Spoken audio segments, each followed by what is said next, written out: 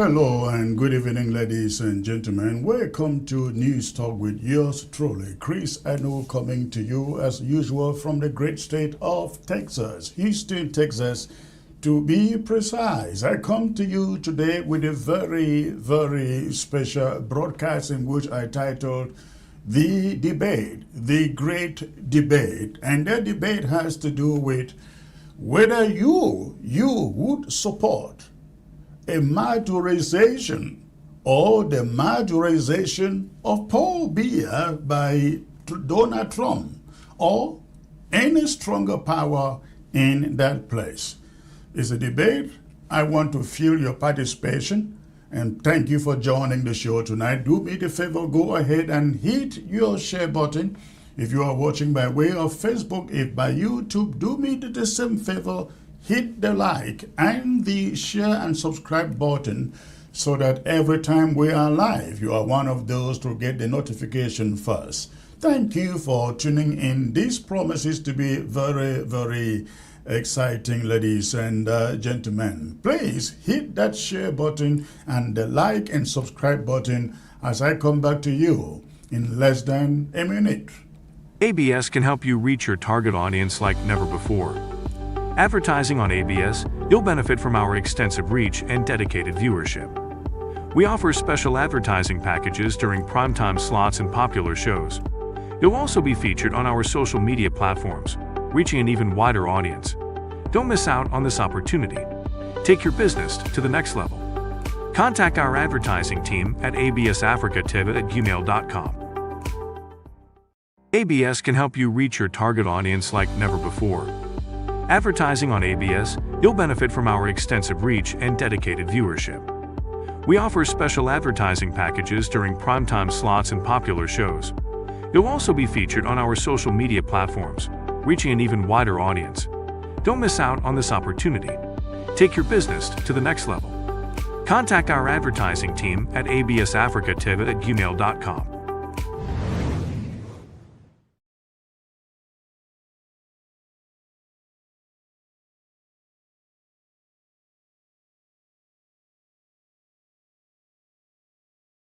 ABS can help you reach your target audience like never before. Advertising on ABS, you benefit from our extensive reach and dedicated viewership. We offer special advertising packages during primetime slots and popular shows. You'll also be featured on our social media platforms, reaching an even wider audience. Don't miss out on this opportunity. Take your business to the next level. All right, thank you for staying put, ladies and gentlemen. Again, I come to you with very exciting, educative, and informative broadcasts as usual. Please do me the favor, if you are watching by way of YouTube, hit the like and the subscribe button. That will enable that every time we are live, ABS is live. As of now, you are one of those to get the notifications so that you are able to join the broadcast live and participate. Tonight, I come to you with a very critical question. Would you support Paul Biya to be martyrized by Donald Trump or any stronger power in that matter?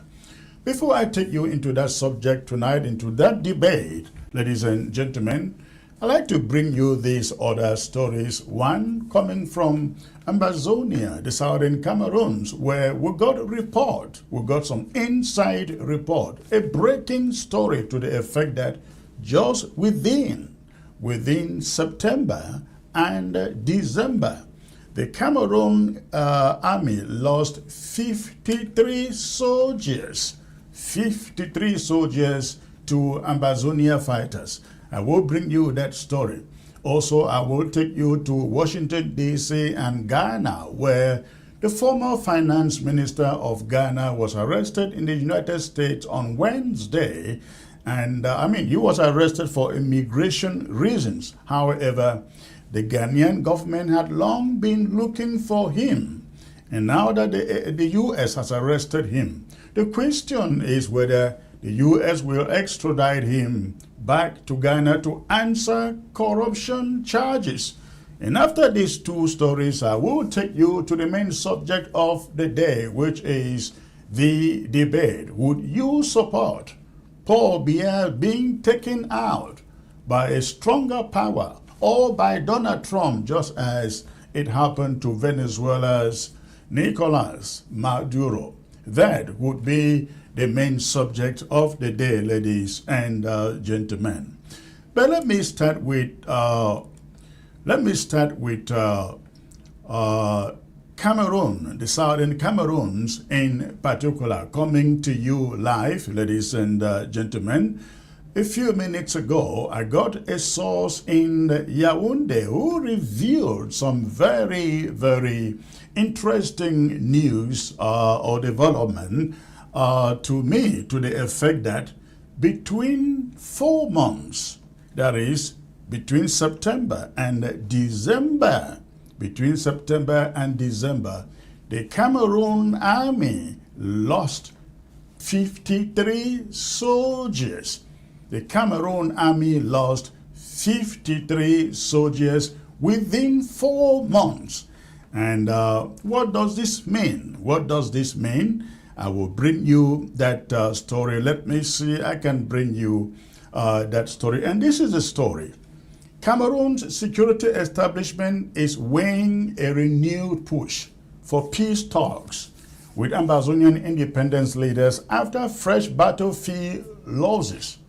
According to a source inside Cameroon's administration who spoke today to ABS, the source said Cameroon's army has lost more than 53 soldiers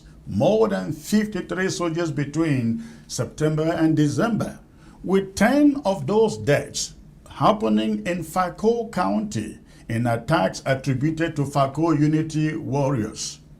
And most of the remaining fatalities were recorded across Bui County, Ngo-Ketunjia, Boyo, and Mezam counties.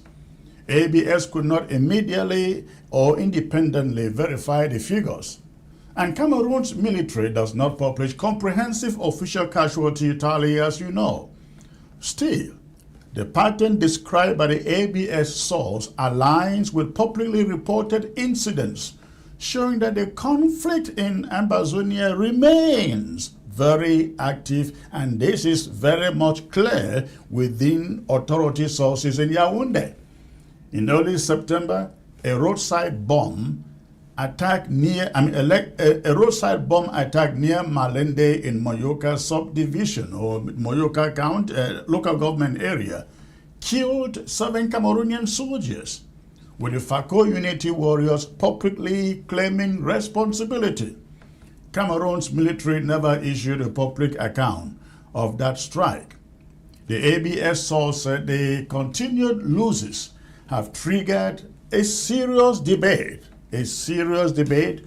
within government circles in Yaoundé about whether the post-election mandate of Paul Biya should shift from a largely military-first posture towards re-engagement with Amazonian factions. The source tied the internal debate that is going on in Yaoundé to the political shockwaves created by the opposition figure Issa Chiroma, whose election rhetoric spotlighted the government's inability to decisively end the war, and in the source telling, exposed what they called an inadequate state response to the conflict's human cause, your human toll on the government in Yaoundé. Analysts have long argued that Yaoundé's insistence that the crisis is contained or effectively over does not match realities on the ground, where armed clashes, kidnappings, lockdowns, and reprisals have continued. If the casualty claims provided to ABS reflect even a portion of the Cameroon authorities, might be reconsidering talks, not as a concession, but as a recalibration under pressure, one driven by troop losses, local insecurity, and the mounting difficulty of selling war, is other messaging to a security apparatus that is still burying its own death. So that is what is coming up from La République du Cameroon, ladies and gentlemen. Summarily, Cameroon is reconsidering, re-engaging with Amazonian leaders. And the reason is twofold. The reasons are twofold. Number one, the increasing loss of casualties on their side. Between September and December, 53 Cameroon soldiers were killed, according to a source inside the government in Yaoundé. Number two, the rhetoric of Issa Chiroma during the campaign, which exposed the government inability or unwillingness to engage to sincerely engage Amazonian leaders for a settlement. And so going forward, we are hearing the regime in Yaoundé is reconsidering, reenacting another cycle of negotiations. I hope that happens, but whatever happens to the war is over. The war is dying down. That is to tell you, the news you are hearing today is to tell you Amazonian restoration fighters, freedom fighters, they keep on doing a good job, a good job. And those who shout internet government does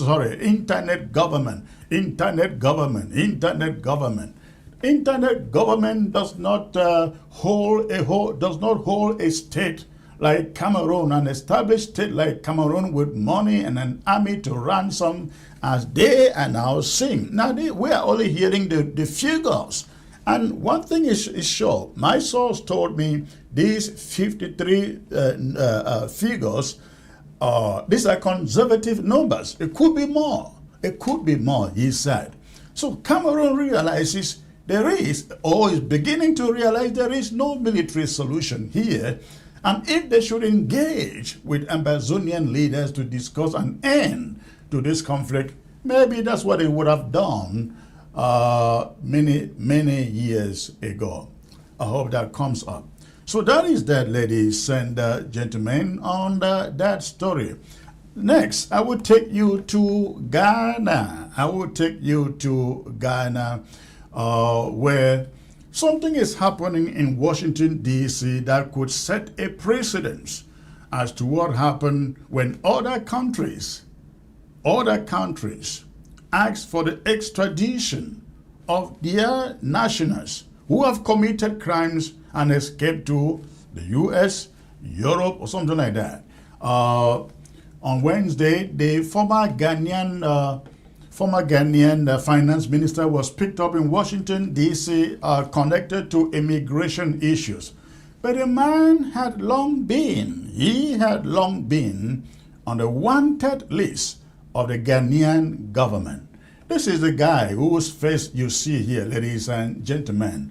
Afo Atta is his name. Afo Atta is his name. Former Ghanaian finance minister. The Ghanaian government is accusing him of embezzling over $500 million. $500 million. He served under the former president, Akufo. And so the regime of John Mahama is now has been asking for his extradition, ladies and gentlemen. Has been asking for his extradition back to Ghana. And now that he is in the hands of the U.S. government, the question is whether the U.S. government will extradite him to Ghana. That is what everybody is waiting to see. And so I bring you that story at this moment. Ken Ofori-Atta, Ghana's former finance minister. He was arrested by United States Immigration and Customs Enforcement on January 6. While in the U.S., after years of evading arrest by Ghanaian authorities on corruption charges. Afori Atta, who is age 66, is held at the Caroline Immigration Detention Facility in Virginia, where ICE is reviewing the legality of his stay in the United States. His lawyers said in a statement on Wednesday. In their public notice, his legal team said, and I quote, "The United States Immigration and Customs Enforcement, as of yesterday," that is referring to Tuesday, detained the former Minister for Finance, Mr. Ken Ofori-Atta, regarding the status of his current stay in the United States, and end of quote. The statement added that his U.S. lawyers are in contact with ICE, Immigration and Custom Services. I said they expect the matter to be resolved swiftly. The lawyers described the detention as an administrative review and said he has an active application to adjust his status. He remains law-abiding, they said, and is engaging constructively with U.S. immigration authorities. The lawyers said, expressing confidence the issue would be settled without delay. The detention comes as Ofori-Atta faces long-standing legal trouble in Ghana. The current government of President John Dramani Mahama in Ghana has accused Ofori of corruption and financial misconduct during his tenure as finance minister from 2017 to 2024, after he failed to honor multiple summonses for questioning in early 2025. Ghana's Office of the Special Prosecutor charged him and several associates later that year on numerous counts of alleged corruption to the tune of $500 million. A spokesperson for Ghana's Attorney General's department said in Accra on Thursday that Ghana has formally requested the U.S. government to assist Mr. Ofori-Atta's return to Ghana so he can face charges laid against him in Ghana. The official added that Ghana is pursuing appropriate diplomatic and legal channels to secure his extradition. Ghanaian authorities declared Ofori-Atta a fugitive in February 2025 after he failed to appear for questioning and subsequently sought an Interpol red notice for his arrest as part of the extradition effort. Neither U.S. immigration officials nor Ghana's government have provided a timeline for how long Ofori-Atta could remain in custody or whether he will be transferred to federal criminal custody. His lawyers emphasized that the detention in the U.S. relates strictly to immigration status and not to criminal charges in the United States. If Atta were a U.S. fugitive caught in Ghana, we have no doubt he would be hastily extradited to the United States. The reverse is the case. The reverse is the expectation here. We wait to see if the U.S. will do the same. We will keep a close eye on the developments. And that is the story, ladies and gentlemen. Again, the key point here is, will the U.S. extradite this guy, the guy whose face you find on your screen? Will he be extradited to Ghana? Just imagine this. Currently, he is being held on immigration charges in Virginia. But the Ghanaian government has issued a warrant of extradition for him ever since, even onto Interpol. Now you will imagine that if this guy was a U.S. citizen or a Ghanaian or an African living in Ghana or caught by the Ghanaian government and who is a fugitive of the law in the USA, this guy will be extradited from Ghana to the US in less than no time. Would that happen? Would that happen? Would the US actually turn him over to Ghana? Because, ladies and gentlemen, it's very important we follow up this case because this man stole, they said, with his associates over $500 million. That money may be in U.S. bank accounts. And if the U.S. preaches justice, this guy should be returned to Ghana to face trial and possibly to return for the Ghanaian people to recover the $500 million he and his associates stole from the taxpayers in Ghana. We look forward to see what will happen. For the moment, let me bring in my panel before we get into the real subject of the day, which is the debate. The debate. Should Trump, Maduro, Paul Biya? That will be the debate. And we have on the panel coming up, we have Pascal Babbitt joining the panel, Mark Barretta joining the panel, Joseph Chakunte also joining the channel, Tabin Yang will be joining the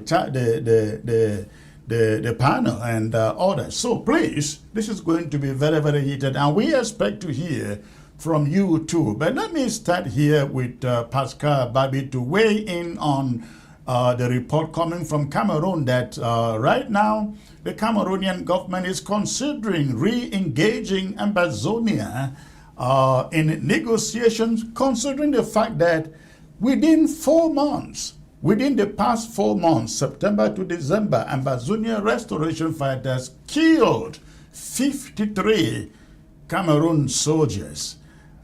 Ambazonia restoration fighters killed 53 Cameroon soldiers. Let me get to Pascal and Mark Barretta, who are already here. What do you make of this story, Pascal? Thank you, Thank you, Mr. Chris. Can you hear me? I can hear you 515. Yeah. Greetings to all your audience. It's really great meeting you again here, and I'm proud to be here for the sake of history and our time.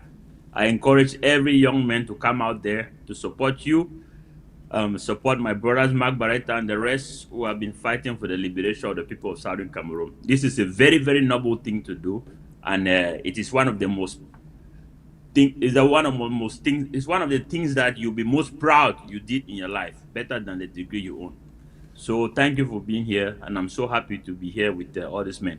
So in accordance to that, Mr. Chris, you said 53 soldiers have been reported to have been wiped out between what month? Yes, within September and December. Between September and December. Listen, this is it's a very good news. It's very good for people to understand what is happening. But I think that is a gross underestimation of all what has been happening. A lot has been. I have always asked myself, what is Equinox doing? What is CRTV doing? Why have they not been asking the government of La République du Cameroon how many soldiers have died so far? Where are the mothers who have lost their sons? Can they investigate, go to the mothers that since their son went to the southern Cameroon, are they back?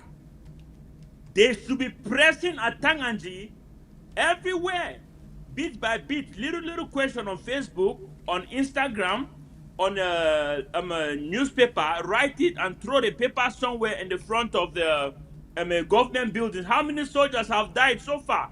That is where the real pressure would have become. These 53 soldiers that have lost their life, which they were not supposed to lose their life, is show resilience of our freedom fighters in the southern Cameroon.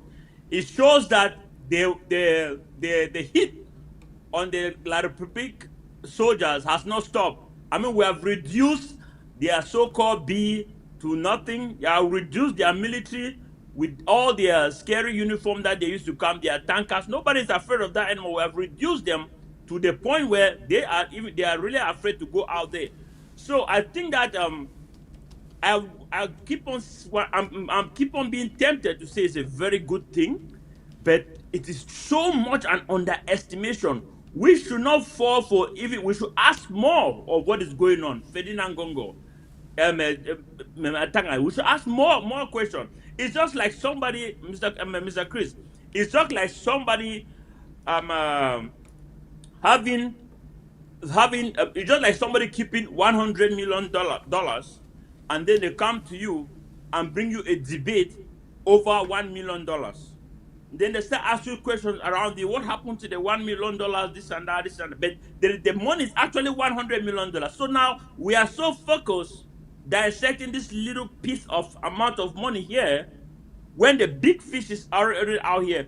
How many soldiers have died so far in this war? The military has a system of keeping records. There is no military in this world. Speaking of a man like Dictator Pobia, who is always watching his back, he's the very man who he's afraid of. Is a leader who is so much afraid. That's why you see so much fear in his leadership. You see so much fear in the country. That is why the soldiers will shut you off immediately you say something. Those are all signs that a leader is very, very afraid. These are very, very afraid. So a person like Pobia, a person with that kind of mentality of governance system will keep record on certain things left to eat the military and the bee. Statistics is very important in running a military or a police or any organized association. They have those statistics. They know how many soldiers have been killed in Amberland so far. That is a bigger question. That is my response to all this, Mr. Chris. And what did you make of the story relating to this Ghanaian minister picked up in Washington, D.C. Over immigration issues? But at the same time, the guy is being sought after by the Ghanaian government for corruption. This is a question of extradition. The question is whether the U.S. government is going to extradite him to Ghana. Well, Chris, that's a very good question. First of all, we have to see if the U.S. has an extraditory treaty with Ghana. We'll start from there. However, they should also, before extraditing anyone to Africa, I think everybody who stole money and they're in the Western world running around and all those kind of things, I think that people like that who have been proven to have done such an act should be arrested and extradited to face justice in their homeland. However, the Ghanaian government also must be somehow, should I say, investigated or screened or whatever, to make sure that these accusations are not politically motivated. This African government, is, including Ghanaian also, you just can't take them for their word for what they say. There's a lot of corruption within them. They lie. Just see how Pobia was to how they were trying to extradite Issa Chiruma from Nigeria to Cameroon, to La République du Cameroon. You broke out that story here. They told the government that a fugitive criminal, there's a criminal somewhere that's a very dangerous man. He has done that, this and that. Issa Chiruma Issa Chiruma has his role in the corruption of La République du Cameroon and what that was happening in that country. But in the context of what they were saying, he was not that what they were trying to describe. So I think that should be screened. I think that if he's being sent back, there should be certain condition for him to face pure justice without that extra torture that they have down there and others. There are many ways that you can punish a person without going through all those inhumane treatment there. But I support that if all those things have been addressed and the money, he has stolen that amount of money, the United States to work in Ghana to get something. United States to get something from Ghana and they can send this man back there. I'm telling you, there might be political prisoners in Ghana. Maybe this is Trump's opportunity to say, hey, release these people that are there in exchange of this person or whatever negotiation. Now, don't forget one part about this so-called extradition is the money part. $500 million. If I don't think all that money is in the United States, and you said that the money was dispersed within him and his associates, so it's something that is spread around. Maybe some of the money is even in the pockets of Atanganji down there, because we know how these people work, or some other place. But I think that if that amount of money is in the United States, I really don't see how America is going to let it get out. That is the problem right there. America, the Western powers, or especially United States, a strong capitalist country like this, will not just leave $500 million get out of their economy somehow, some way there. And even if it gets out, they will rather sell you American goods. They'll say, all right, come and take this helicopter, come and take this car, come and take this, and they'll sell you something than to just release that money like that. But either way, it's still a way to be done. This all that I've said here is not to underestimate the sovereignty of Ghana, and it's not also to wishy-washy. It's not also to it's not also to underestimate any two countries, these two countries that I've mentioned here. But I'm saying that such measures needs to be looked at before being done. But for the most part, if everything is done as I've said, all the T's and I's have been crossed, I don't support this man being in the United States after doing that. He needs to go back there. And he's done it. He should always save time, but they need to also squeeze that money out of him as much as they can. He needs to pay back the government and the people of Ghana. I'll yield on that. All right, thank you. Let me move to Mark Barita, who is joining from London. Good to have you, Mark. Thank you very much, Comrade Chris Arno. Thanks for having me. Wonderful. I'm sure you listened to my reporting on the 53 on the killings in Cameroon by Ambazonian fighters of the Cameroon army. 53. I mean, that's a huge number, considering that Cameroon has been preaching all along that the war is over, the hostilities are over or almost over, but within themselves, they are now talking about they need to re-engage with Ambazonia to find a way to end the war, because within 4 months, September to December, they lost 53 soldiers, and these are consecutive figures. There may be more. What do you think is going on in their mind at the moment? I think the first thing we should be able to understand is that the morale of Cameroon forces, the morale is very low, very low, especially after their sham elections where the elections were stolen. And because the military, who voted overwhelmingly for Chiroma, the military is quite aware that they have an illegitimate government. And that also has brought their morale down. And because of that, and also due to the intelligence of our forces, we see that our forces have now changed into a total guerrilla warfare, which protects more our people and harm more of the enemy. Someone, I think, historians always say, you cannot win a war in someone's land. No matter how sophisticated you are, groundwork you cannot do, because they know the terrain. And so 53 between September and December is huge. And that's why you saw that when they succeeded in ambushing our forces few days ago, they were so happy. They had to share it far and wide, because it has been a long way. The publisher, this general has been killed. And because our forces also have learned from our collective mistakes, we don't see their faces anymore. We don't even know who is a general in which area, but they do exist because we don't see their faces anymore.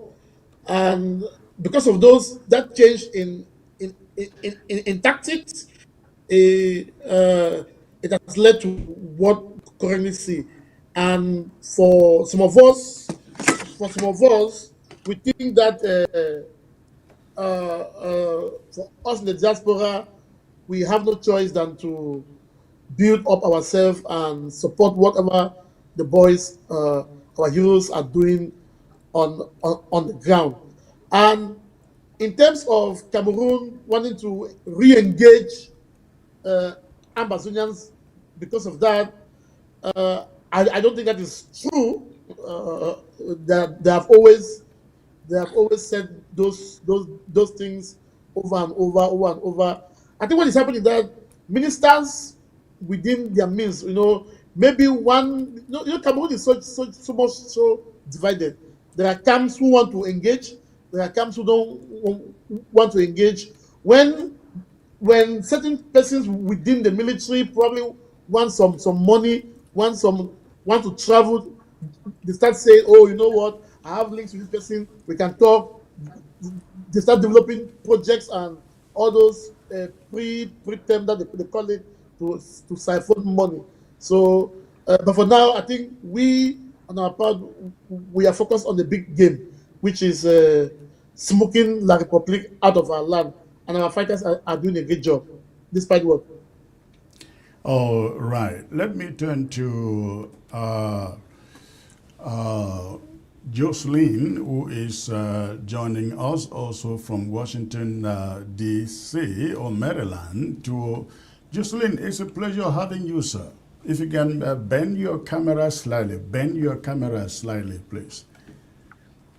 There you go. Okay, wonderful. What do you make of this development that the regime in Cameroon may now be rethinking the idea of sitting down to talk with Amazonian leaders over the death toll that keeps on rising within the Cameroonian army in Amazonia? What do you think about that? Have you heard anything, or what is on your mind about that? Well, thank you for having me, Chris, and I hope you had a Thank good you. beginning of a year, and I hope that this year is going to be better for us and for everybody. Good health to you, sir. Sure. Yes, what I will say is that what I've always said is that actually the Ambazonia question, the Southern Cameroon question, has always been at the center of the chessboard if in Cameroon. So that's the thing, and that started way back when, since 2016 to since 2017. The Ambazonia question is on E4, D4, E5, D5. Those are the squares that are the center of the chessboard, and those squares are occupied by the Ambazonians. So the Cameroon has tried to, some leaders or some opposition leaders in Cameroon have tried to occupy the center, but it didn't work. Camto, since 2018, when he won the election and could not actually make it a win for himself, he thought he was at the center, but he actually was not at the center. He's in F4, F5. And same thing now with Chiroma. Chiroma comes around and he also thinks he's at the center. And meanwhile, Sisuku and all the Ambazonia are waiting. They're not saying anything. Now, Chiroma also makes his noise and finds that he is in C4, C5. That's my positioning of the chessboard right now in Cameroon. So if Ambazonia is still at the center and has always been at the center, that's what it is. Now, it's only logical that the Cameroon government will try to revive, recognizing finally that the Ambazonia question is quintessential to Cameroon. I mean, I'm sure they've known that all along, but they've tried to ignore it. And now, after having tried Chiroma and Kanto and everything else, now they've come to realize that the Ambazonia question is at the center, so therefore we need to talk to them. So that's That's what I read. It's unfortunate that we have to lose 53 lives.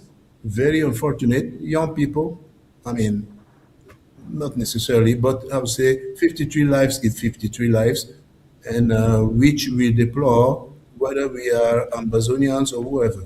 Everybody in the world, we don't want to lose anybody. We don't want to lose anybody. But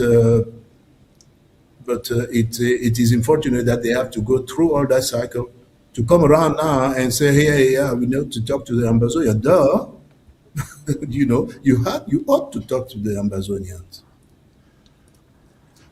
So tell me, give me your take on this U.S. Ghana arrest in Washington, D.C. Do you see the U.S. extraditing this former foreign finance minister back to Ghana? I think your former speakers on this show have actually been through all the situation, and they've analyzed it well. They have analyzed it well. There's money involved. There is also a law involved. But there's also another point that you've seen this administration is very serious about, and they've said all the time, and they've said all along, and that the current administration have said that it belongs to the Africans to develop Africa, and which is a great thing. I think everybody should be taking care of his own responsibilities. And let's not forget that one of the tenets of the American civilization is personal responsibility of America. I mean, that's one of the foundations of America. You are responsible of what has been given to you by the Lord.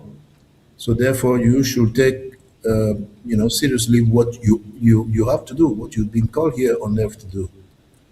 So I see that also that the Trump administration will try to also activate that that principle that it is a good thing that the African contribute to their own development. So that's something that we need to bear in mind in analyzing this situation. So you think the Trump administration is going to say, okay, send him back to Africa, let him go and answer the charges there. If he wants to come to America, he can come after answering the charges? Well, it's not only answering the charges. I mean, it's go back to Africa to develop Africa. So they may not put it in the way like answering the charges, but he's been minister in Africa. I mean, life in Africa is not only being ministers. I mean, life in Africa is being a mason. Life in Africa is being a carpenter. Life in Africa is being a farmer, and it's not just the government. As a matter of fact, the last thing you want to do in Africa is work for the government, and that's also an American thing. Individuals participate in their country, not just as government officials. All right, thank you. Please, you guys, stay put. We're going to get into the main subject of the day in a few moments. I will be right back, ladies and gentlemen. Don't touch your remote. Get ready. And the next subject is the great debate. Would you support President Trump picking up, capturing Paul Biya as he did to Venezuela's Nicolas Maduro? Would you support that? That is the subject of the debate that comes up right next. Don't go away. ABS can help you reach your target audience like never before. Advertising on ABS, you'll benefit from our extensive reach and dedicated viewership. We offer special advertising packages during primetime slots and popular shows. You'll also be featured on our social media platforms, reaching an even wider audience. Don't miss out on this opportunity. Take your business to the next level. Contact our advertising team at absafricatv@gmail.com. ABS can help you reach your target audience like never before. Advertising on ABS, you'll benefit from our extensive reach and dedicated viewership. We offer special advertising packages during primetime slots and popular shows. You'll also be featured on our social media platforms, reaching an even wider audience. Don't miss out on this opportunity. Take your business to the next level. Contact our advertising team at absafricatv@gmail.com. ABS can help you reach your target audience like never before. Advertising on ABS, you'll benefit from our extensive reach and dedicated viewership. We offer special advertising packages during primetime slots and popular shows. You'll also be featured on our social media platforms, reaching an even wider audience. Don't miss out on this opportunity. Take your business to the next level. Contact our advertising team at absafricatv@gmail.com. ABS can help you reach your target audience like never before. Advertising on ABS, you'll benefit from our extensive reach and Right, dedicated ladies viewership. and gentlemen, We offer thanks special for advertising staying put packages out for there. At this moment, I bring you to this very special segment of this broadcast, the subject of which you find right there on your screen. They debate. Would you support Trump Maduroing Paul Beer? That means, would you support President Trump or any other strong man in that matter capturing or arresting Paul Beer for the freedom of the Cameroonian people? That is the debate we want to have at this moment. Please go ahead, hit your share button, let everybody out there know something is happening here. My panel, after I bring you my talking point on the subject, my panel will come in, weigh in on it, and then we will open the phone lines for your own contribution. So please do not go away. Do not go away. Going to be right back. Popular shows. You'll also be featured on our social media platforms, reaching an even wider audience. Don't miss out on this opportunity. Take your business to the next level. Contact our advertising team at absafricatv@gmail.com. ABS can help you reach your target audience like never before. Advertising on ABS, you'll benefit from our extensive reach and dedicated viewership. We offer special advertising packages during primetime slots and popular shows. You'll also be featured on our social media platforms, reaching an even wider audience. Don't miss out on this opportunity. Take your business to the next level. Contact our advertising team at All right, ladies and gentlemen, you are very much aware of what happened last weekend in the between the United States and Venezuela. The President of the United States, Donald Trump, ordered the arrest and exportation to the United States of Venezuelan President Nicolas Maduro. They gave so many reasons for the arrest and trial, which began in New York also a few days ago. The question is, Maduro was picked up on the pretext of being a dictator and somebody carrying drugs across the ocean to the United States. Of course, we also know the greater factor that led to his capture, which is opening the backyard, opening America's backyard to the influence of Russia, China, and Iran. When he was picked up, many people lamented and protested the arrest, saying a sovereign country cannot or should not get into another sovereign country and pick up its leader just like that. But the question is, you have so many dictators around the world, ladies and gentlemen, so many dictators around the world. Their citizens would want to see them captured, taken out. Consider what is going on in Iran at the moment, where for over a week, in multiple cities, the Iranian people have poured onto the streets, demanding that the government steps down because that government is not only dictatorial, it has made life very, very difficult to the people. And so the people have poured out and they are begging. In fact, now the regime in Iran is accusing the United States, accusing Israel of being behind these protests in their country. So the question, my question that I would love everyone to answer today is, considering Cameroon, Paul Biya has been in power for 43 years. He has damaged the economy, and it has led to millions escaping the country. So the question comes, would you support Donald Trump to enter Cameroon and remove Paul Biya? Then let us begin with an honesty that many analysts dance around, but really confront head on. Almost nobody truly believes that the United States moved against Nicolas Maduro primarily because fentanyl entered American streets. That narrative may satisfy court filings and press briefings, but it does not explain the scale, the timing, or geopolitical urgency of the action of Donald Trump. The real story, uncomfortable as it may be to admit, lies in power, proximity, and security. This was geopolitics, pure and simple.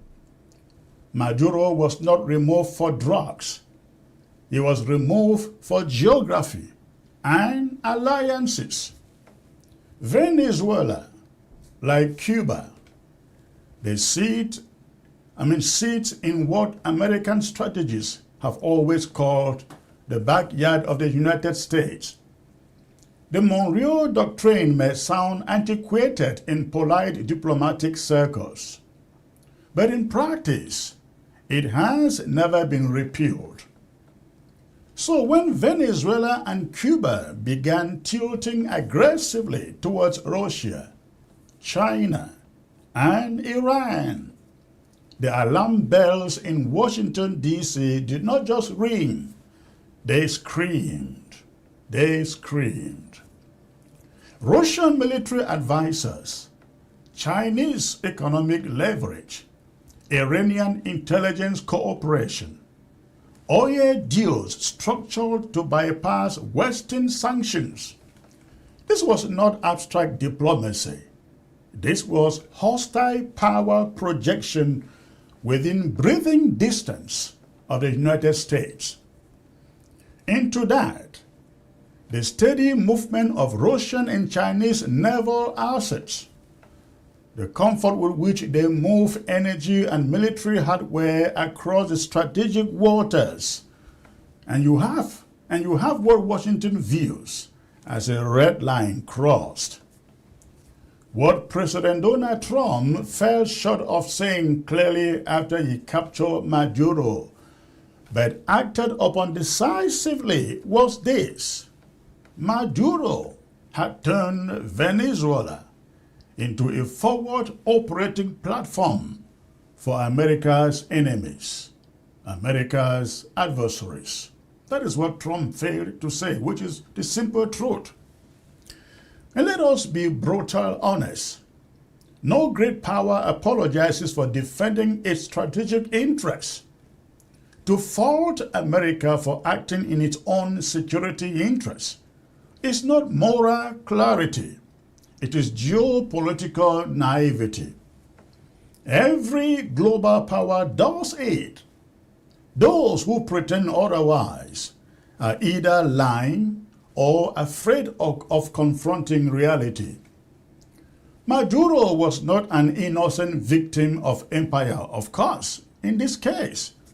And here is where the analysis must refuse to become propaganda. The United States cannot carry all the blame, as some people want everyone to believe, because Maduro built the gallows on which he was eventually cornered. His rule was defined not by reform or popular legitimacy, but by systematic imprisonment of political opponents, the blatant election rigging, and institutional fraud, secret killings, and repression by state security forces, economic collapse so severe it triggered one of the largest migration crises in modern Latin American history. The weaponization of hunger, fear, and exile as tools of governance. Had Maduro governed differently? Had he allowed credible elections? Had he tolerated dissent and respected the dignity of his own people? The world would never have fixed its gaze on him with such unanimity. This is crucial. It was not only Washington that indicted Nicolas Maduro. Britain, France, and effectively the entire European Union had long concluded that his regime was illegitimate.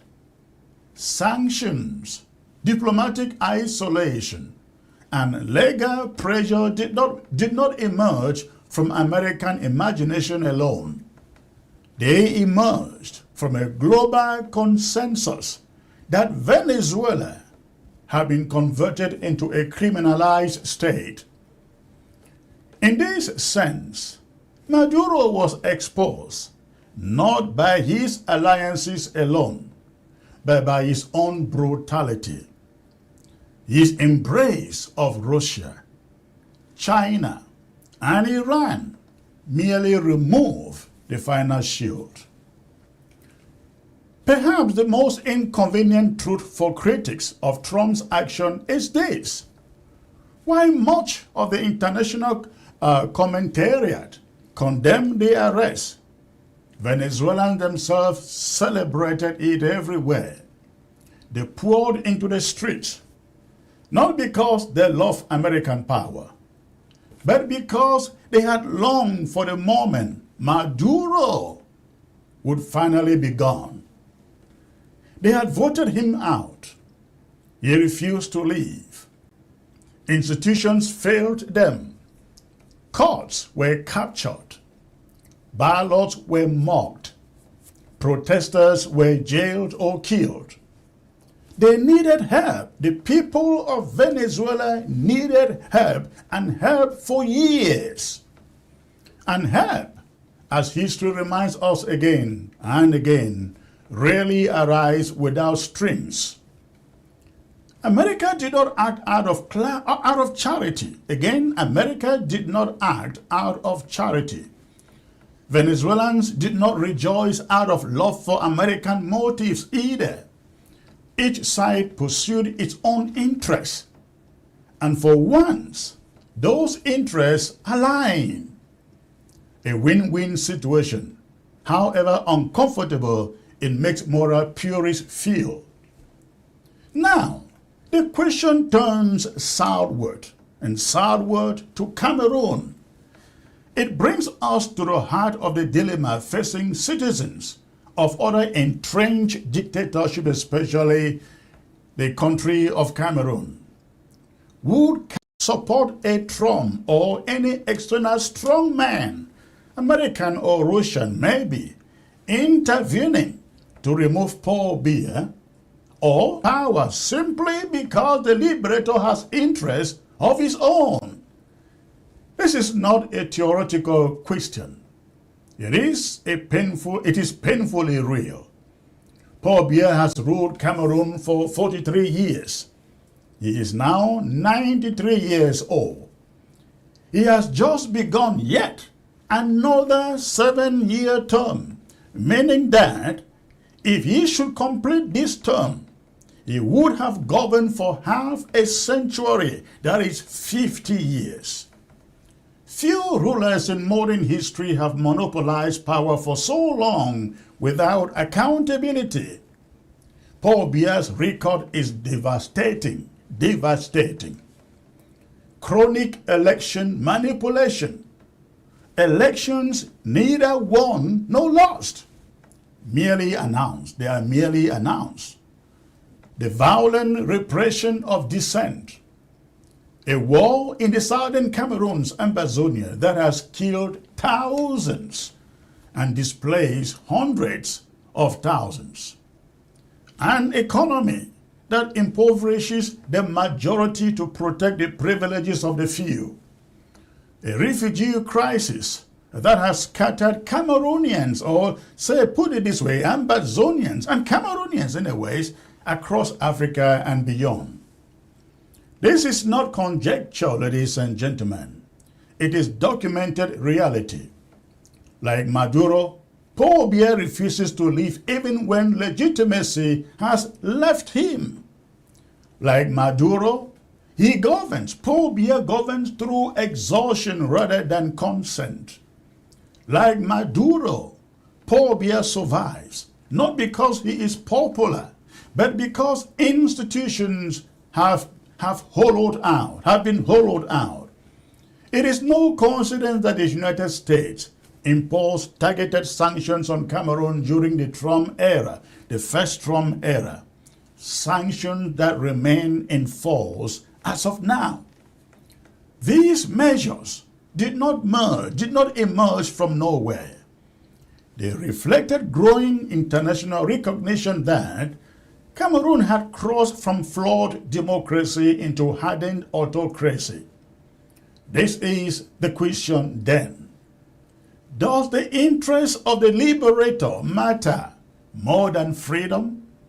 Does the interest of a liberator matter more than your freedom? Here lies the moral trap that Cameroonian citizens should face. Would you rather suffer under Paul Biya or risk help from someone with interest? Let's get it right.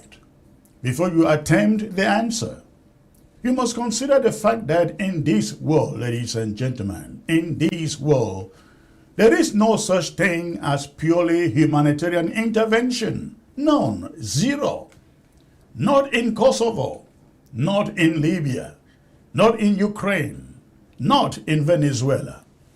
Help is rendered when interests align, not when migrants move, not when tears are shed. This is stark reality. The only real question is this: should the interests of your liberator matter more than the freedom and dignity you enjoy after liberation? Think about that. For Venezuelans, the answer, at least in the streets, was clear. For Cameroonians, the question remains on the scale. Would you reject help because it is not pure? Or would you accept it because endless dictatorship is a slower, quieter death? The debate is not really about Trump or Maduro or even Paul Biya.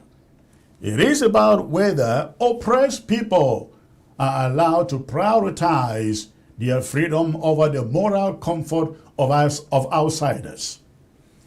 Dictators love abstract sovereignty. Dictators love abstract sovereignty. Victims crave concrete relief. If Paul Biya were removed tomorrow by forces acting partly out of self-interest, few Cameroonians sleeping in exile, mourning loved ones, or watching their country decay would ask first about the helpers' motives. They would ask one question and one question only: are we finally free? That, in the end, ladies and gentlemen, is the question history remembers. And that is my monologue for this subject tonight. I will now get to my team of commentators here to weigh in on this subject, considering they listen to my monologue. All right.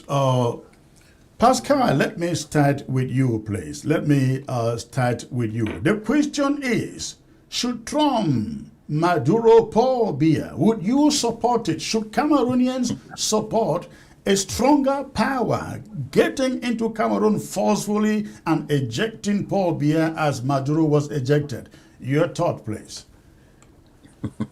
Yeah, Mr. Chris, congratulations to you for coming up with a great word, Maduro. Should Trump Maduro Pobia. I put that thing in my status. Everybody, I had more commentators there that I've never had before. No, they were laughing and they were really giving credit. So I'm gonna credit you for that terminology right now. I'm gonna Maduro you. Should Trump Maduro Pobia. I think also when we started this show, you said this is a very great debate. I'm going to give you credit too for that, using the word great debate, because that's what I was going to say in my introduction as far as this topic is concerned.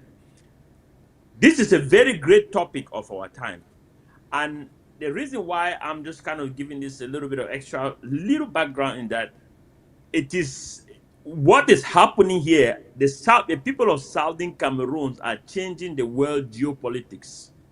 Some people in this world, they are not only here for a purpose, but they are here to shift the world's paradigm to different level or spectacle or level, or change the world order.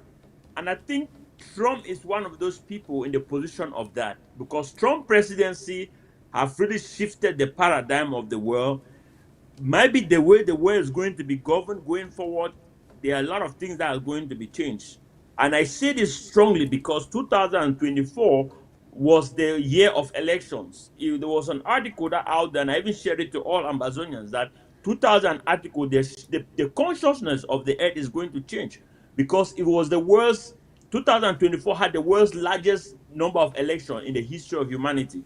So the paradigm, America, Europe, the whole Europe, Africa, South Africa, Britain, everywhere, the whole world, Russia, there was presidential election going on, South America. So I want people, by answering this question, I want people to just be aware of that something bigger is going on. Because, and I have all these experts online, they were talking about this, the prediction of things that was going to happen. So the effects of the shift of the paradigm of the world, including artificial intelligence, that also came now. The world is changing, things are changing. So when answering this question, we should put this in context. Now, go straight to the point. What you are asking me is that in order to answer this question, what we are actually answering is that when should a country lose its sovereignty? When should a leader of a country lose its sovereignty? Is it when the leaders get into drugs? Is it when the leaders started getting involved with drug traders? Is it when they collaborate with terrorists? Is it when they kill 100 of their own citizens, 1,000 of their citizens, 1,000,000 of their citizens, and send 8 million people in exile? When should the people of a country seek for outside help from their dictators? How does a government or a country get their power? Or where does the leader get their power? How does Paul Biya or Maduro, where do their power come from? Is it from God? Is it from the people? And how do you take that power back? By what means? So this is the questions that we need to answer, that we will be answering given this point. And if any response that I'm giving, there is still a broader aspect to it. In the case of Cameroon, or La République du Cameroon, we all know the history. Paul Biya has been there for 40 years, 43 years right now in counting. When Paul Biya came to power, Maduro was just 20 years old. Maduro was born in 1962, I think November 23rd, 1962 years. And in 1982, he was 20 years old. Biya is still there ruling, claiming that he won election. And Maduro has come from the bottom until he is now following Paul Biya's footsteps. So when does it end? When does the country lose its sovereignty? Eric Chinde was in your show last time here, somehow, some way defending the fact that other powers should not go into other countries and do other this and that, this and that. That is just another way of looking at it. But that is the world order which he lived in. So what I'm saying that the world order is changing. Currently, countries should have their sovereignty. People should mind their business. They shouldn't go into other countries and do other things. That is what people like Mobutu Seseko used to say when he was killing people in Zaire. When he come to West, when they want to interview, he said African problems should be dealt by African. So he talked about sovereignty.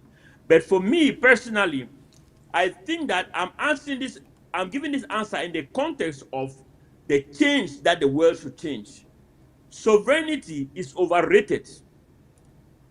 Territorial administration or territorial integrity is overrated. About 50,000 Ambazonians. Let me say yes. We have thousands of our people have been killed in the name of territorial administration, integrity. The goal is, what is territorial integrity about? All these rules, these laws, these countries, this border that we create, what are they about? They are for the people. They are for the great. They are to protect the people. These are all systems. Even the culture that we form, the culture, tradition, our way of life, the laws that we adopt, the boundaries or the borders, these are all designed to give life, happiness, progress, success to the people. But if this thing start to interfere with the very freedom and the life that we want for the people, it is time we cut off from them. It's time we say, no, there's another system that we have to do this. It's a time we say that, no, this is not right, let's do like this. A good example is culture. Some people think culture is set in stone. No. When a culture becomes harmful to the people, when a culture starts costing thousands of people's lives, when a culture starts creating suffering, then the people need to cut away from it. Slavery was once a culture. Colonialism was once a culture. Kingdoms was once a culture. But when people realize that because of kingdom, we cannot even eat a loaf of bread to survive, they took their king, put his head on the guillotine and cut it and said, to hell with that kingdom. So in the case of this democracy, some people might object that they should leave, and they should leave Venezuela the way it is, leave Southern Cameroon, leave Paul Biya and his people the way they are, let them kill, rot, and suffering. Usually, people who reject those things are people who don't really, number one, who have interest for things to remain that way, and number two, who don't really have the connection or understanding what these territorial integrities are all about, or sovereignty are all about. When a person starts killing his people, when a leader has been in power for 40 years in the name of president, when he has been killing his people unjustly, when he has been locking up people politically for no reason, when he has been jailing thousands of young men who could be out there studying and becoming the future of the country, when they have continued to steal election, when you have presidential candidates running away out of the country for their lives, when you have people being poisoned, and all these things are happening in the country, I think that yes, it is for Biasu, Trump, or any other world power which fits the interests of the southern people, whose interests correlate with the people of Southern Cameroon and their own. Pobia should be they should Maduro Pobia. All right. That is Hold the point there. Let's bring in Jocelyn to give us his take on that question. Jocelyn, you follow the monologue and basically argue that the people who say, Trump should not have gone into Venezuela because it's all about oil, it's all about this. And I say, if your dictator is my dictator, you would be celebrating irrespective of the interests, like the people of Venezuela did. What is your opinion there? Would you support a stronger power that goes into free Cameroon, taking out Paul Biya, or would you argue that, They will take our oil, they will take our timber, they will take this. What is your opinion, sir? Well, thank you, Chris. But one thing we should remember is that the Venezuela incident, or let's say the Venezuela crisis, there's one aspect to it that maybe we don't talk a lot about. We should also remember that it was Judgment Day. You see, Venezuela was Judgment Day also. In the 2000, under Hugo Chavez, Venezuela seized oil projects that belonged to foreign companies, including Exxon, Conoco, the US companies. This was not a policy disagreement. It was just expropriation. Contracts were broken, assets were seized, compensation was never given to those companies. So Trump going into Venezuela was also to recover those assets. So it was Judgment Day for Venezuela. So Trump did the right thing going there because for that reason. Now, we talk about drought, but we all know that it wasn't really drought, and there was a lot of oil involved, as we all know, which is fine. But the connection with that, with Cameroon, is this: is that Venezuela is member of the OPEC. It produces oil and it distributes oil, and you know that OPEC has an oligarchy. They sit down and they organize not only the production of oil in the world, but also the distribution of oil. Okay, you're going to produce this many barrels and you're going to sell to this guy. They all know where the production goes. But now you have illicit oil trafficking, and I'm sure probably they're going to make a connection with that. The oils that are coming probably from Venezuela, and as a member of OPEC, which is also part of distributing that oil also illegally, Trump wanted to put a stop on that. So if it is discovered, as we all know, that in the west coast of Africa, a lot of oil is being sold on the street, on the black market, what is the origin of that oil? That's a good question. See, that gives another reason also why Trump could intervene to stop that illicit oil trafficking. Now, to answer your question more directly, I would say you need to look at do we have the purpose, do we have the means, and do we have the goal? Now, the purpose is oil, as we established.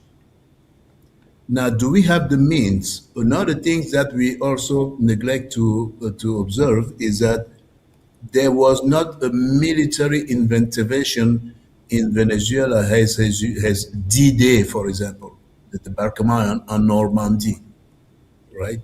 It wasn't like that. They didn't bring thousands of ships bringing people on the shores of Venezuela. But what happened was pure intelligence. That was intelligence work. You see? How do you relate that Like to the Cameroon situation, to the Cameroon question? Well, a surgical operation. This is where it's going to be related to the Cameroon It was all situation. intelligence, isn't it? Well, this is, let me finish. So it was intelligence in Venezuela, and it can also be intelligence in Cameroon. Okay. Because who owns the intelligence in Cameroon? Who owns the presidential intelligence in Cameroon? Who owns the military intelligence in Cameroon? But So this there is is actually only about the Cameroon intelligence. I thought it has everything to do with American intelligence. no. I'm asking who owns that intelligence? How does that intelligence operate? Who can control that intelligence? Because if you answer that question, who controls that intelligence, how that intelligence operates, then you see the similarity with Venezuela. Because for the Venezuela case to happen successfully, there ought to be some kind of intelligence. Now, do we have the same scenario in Cameroon? Yes, we do. yes, there is the same intelligence situation in Cameroon where the military intelligence, the political intelligence, all the intelligence in Cameroon is in the hands of somebody. So if you can I control don't that, seem to get the point you are making, because it is my understanding, of course, that it was the American intelligence that worked out the possibility of picking Maduro, not Venezuelan intelligence. Talking about Cameroon, you don't need Cameroon intelligence. You just need somebody, a whistleblower within, that furnishes American intelligence with where the beer is, what they are doing, what they are planning, where you will be on so and so day, moment. That's all that they need. exactly, exactly. That's all they need. And what my suspicion is, actually, is not my suspicion. You see that in a lot of reports. Okay, you can see that Cameroon intelligence, Cameroon intelligence is not necessarily owned by Cameroonians, and that intelligence can be put to service to make your question a reality. The question that that is to answer the how. You say, should Trump Maduro be a? And I'm asking it by saying that does Trump has the means to Maduro be a? And I'm answering that by saying that yes, the intelligence is there. Okay. And I'm telling you that Cameroon intelligence, and I repeat again, Cameroon intelligence is not necessarily owned by the Cameroonians. Does somebody has access to that intelligence that Trump can have access to? And the question is yes. So essentially, your answer to the question, should Trump Maduro be a, is yes, it is necessary, correct? My question to that is, of course, it is no one can tell what Trump can do. No, Okay, no, we we can are only just, analyze. this is a Yeah. rhetorical Well, question. It's not like it is a Trump is rhetoric. planning something. We are talking rhetorically. Yes, even rhetorical is cannot be a clear answer. We all we can do is to analyze the situation and see the purpose, the why, the when, and the what. Analyze all that, and it belongs to anybody to check Let's all put those cases aside and say, all that analysis. Sorry, let's put aside yeah, all that brainstorming, analysis. Let's look at the current situation. The people of Cameroon, it is established, they have suffered. This is a man who has never won an election nor lost an election. We know that. He Yep. has sent out hundreds of thousands of refugees and asylum seekers who are living abroad in Europe, in the USA.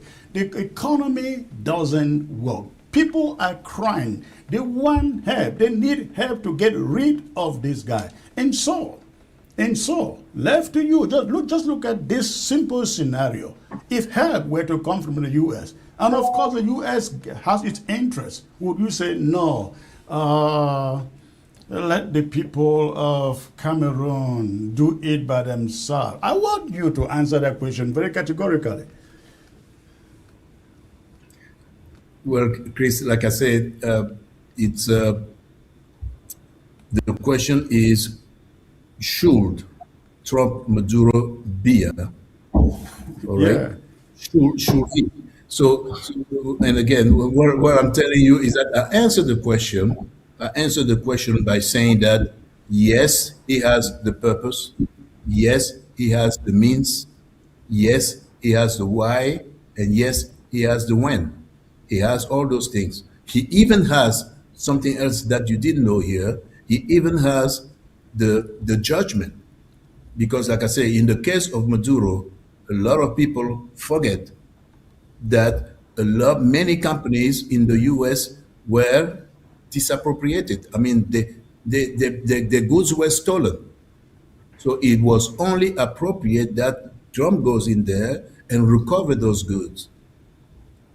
So that's a very important point. So what you need to do is then to analyze all those cases and then find out if it checks all the cases, and your answer will be yes.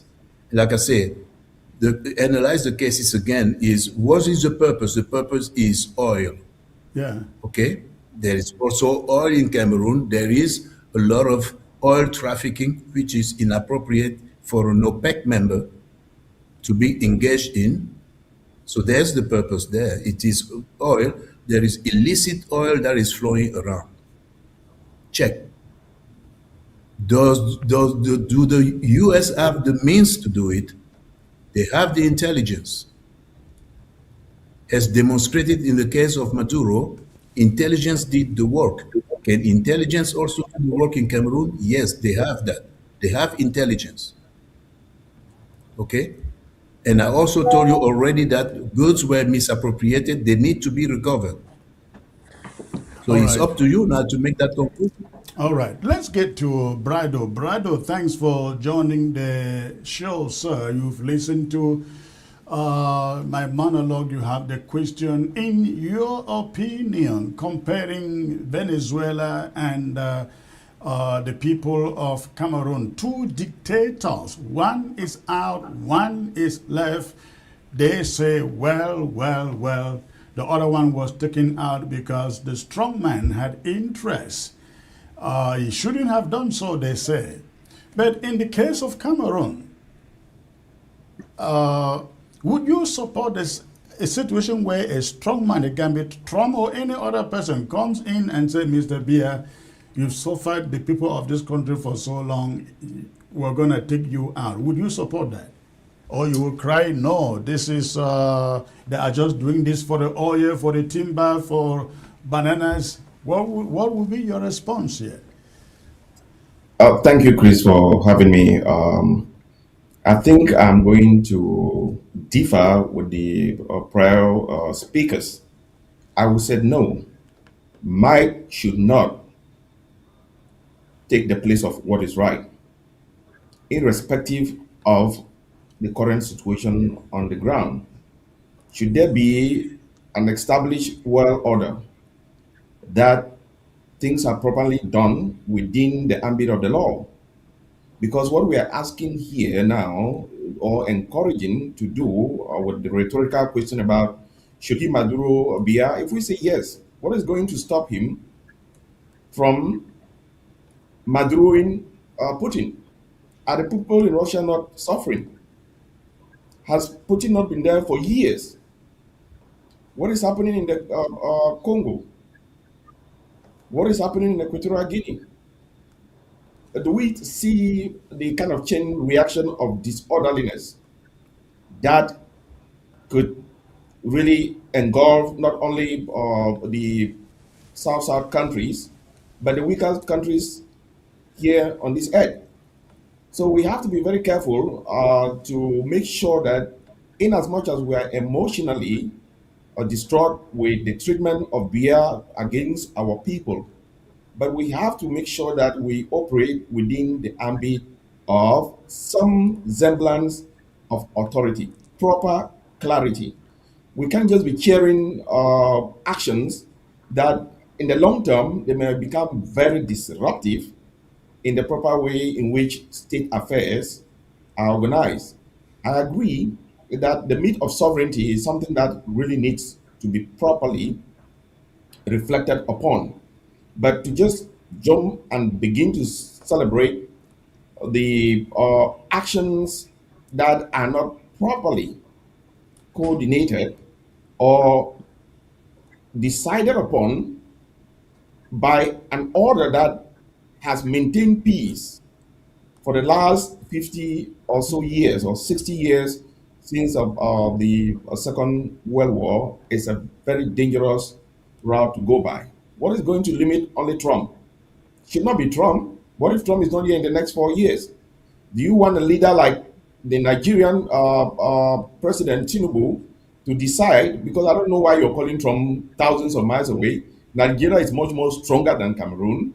Should Tinubu come in and take out Bia and say we are running Yaoundé from Abuja? How comfortable will you be? Should you, in your own enclave, in your own smaller village, be comfortable with somebody living in a bigger village to come and take over your own village and say, we are running your village from that enclave just because your people have suffered under your reign for this number of years? So, as far as BIA is concerned, for me, as somebody who has opposed that regime, I don't think that it should be about him. It should be about a system of order that needs to be promoted across the globe. So I would really argue with you that listening to your monologue, I won't jump on board to say Trump should Maduro, Bia, Maduro, um Obiang, Maduro, the one in Congo Brazzaville, who is also 40 years in charge, Maduro, Putin, who is also more than 20 something years in charge. Where is that going to end? So we have to be very careful with these rhetorical questions. Brando, I guess your Next comment. statement, hold on a second there, Jocelyn. Brando, I get your premise there, but it supposes that the world is just and the system is just, and let's just follow the order. You and I know it doesn't happen like that. I agree. I'm not denying that the world is just, but where would you put an end to it? I just asked you a rhetorical question. Would you be comfortable that a bigger village in your subdivision should come in and take over your village simply because your people are crying that you are a tyrant? How would you address that? Because it is not just the short term of a lot of emotion that is and the excitement that we are seeing right now. The long term, this could be much more disruptive than it takes. Because if there's no higher authority that is We are going not to sure of the long run though, right? We're not sure of we the are not long sure, even run. the question Maybe that the you're long asking. run may see a democratic Venezuela. We don't know. We cannot tell for now. But I Well, think what is most it's a important good is the place. freedom of the people. Don't you see I think Venezuelans returning to their back to their country in the next 1, 2, 3, 4 years and building their lives? I think history also teaches us that you look from the rearview mirror. How is the situation in Libya going? How is the situation in Afghanistan going? How is the situation in Iraq going? Even the Democratic Republic But of those even are the war Democratic situations. Those are even the war Democratic Republic situations. I of think we Congo. agree with that. But the Venezuelan Let me situation is different. This is a situation where a dictator is taken away and the terrain set for a new democratic country. I think I wouldn't judge it for now until I see 2 years, So three you're years. swapping. So essentially, you are just swapping the interest. Bia, I who has really taken. don't care about their Let me interest. finish. I care about my Let own me finish. interest. Let me finish. You are just swapping the interest. good. One dictator taking over the interest, right? Bia has had that interest. Now you are comfortable saying that okay, let's get another superpower to Yeah, take over yeah. that I would interest. That's prefer exactly what another you're saying. superpower with their own interest than the man who has been there for 43 years, whose interest I know already. And what But if you don't have? What if you don't have like what is happening in Venezuela right now? Is what happened in France during the Second World War with the Vichy government. You remember Marshal Pétain, right? That they said the Nazis set up a government in the Vichy government, and the guy was basically a puppet. So the day that you're going to oppose him, what will going to happen? If Trump all comes right, in and take over, the you day hold that you your oppose thought there. You hold your thought there. I see Jocelyn nodding his head. I get to him, then I get to Pascal. Okay. Jocelyn, please. Yeah. Yeah, thank you, my brother, Brado. What I was going to say is that in the scenario that Brado described, is not Maduroing. So, Chris, you need to define the word Maduro. Should Trump Maduro be a, what Should does Maduro Trump means? That's capture what I, Bia? Should Trump capture well, Bia, no, no, no, arrest no. Bia as he did with Let me Maduro? let That me is tell you the what Maduro explanation. is. No, no, no. Within the context of Venezuela, because my brother Brado says if Trump goes to RDC or goes to Chad, Then in RDC and in Chad, we don't have all the elements of Venezuela. That's what Maduro means. Maduro means you need to take everything, all the characteristics of a country that has the characteristics of Venezuela and apply Correct. it. That's what Maduro means. Yes. Exactly. That's Yeah. it's perfectly correct. Therefore, if you go to Chad, for example, does Chad has oil? No, Chad doesn't have oil. It was not the situation of oil. So therefore, it's not Maduroing. You see, if you go like the ridiculous example, I'm sorry, brother, the example that he gives to involve Putin, can Trump Maduro Putin? Please, let's not go there, okay? Because it's not the same. It's not the same game. So you're not going to talk about Trump Maduro. Please, let's completely erase that from this vocabulary because it's not the same thing. So therefore, you cannot use that word, apply that Maduroing for Putin. So in order to be so for something to be a Maduro case, you need to take all the essential characteristic of Venezuela. All the essential character is, and I told you that the characteristic of the Venezuela of Maduro means first, the oil needs to get involved. Oils need to be there. If you do something like in RDC, for example, I'm going to say, is there oil in RDC? No. There's gold and diamond, but no oil. So therefore, it's not maturing. So if you take me the example of another country, of another dictator, I'm going to ask you, was there a judgment that was passed for American enterprises, and Trump is just going there to recover assets that were stolen? If you cannot answer that question, therefore, it's not maturing. So we need to be careful. That's why I insisted before in breaking down all the cases, all the levels, or if you want, breaking down all the characteristic of what a Maduro case is.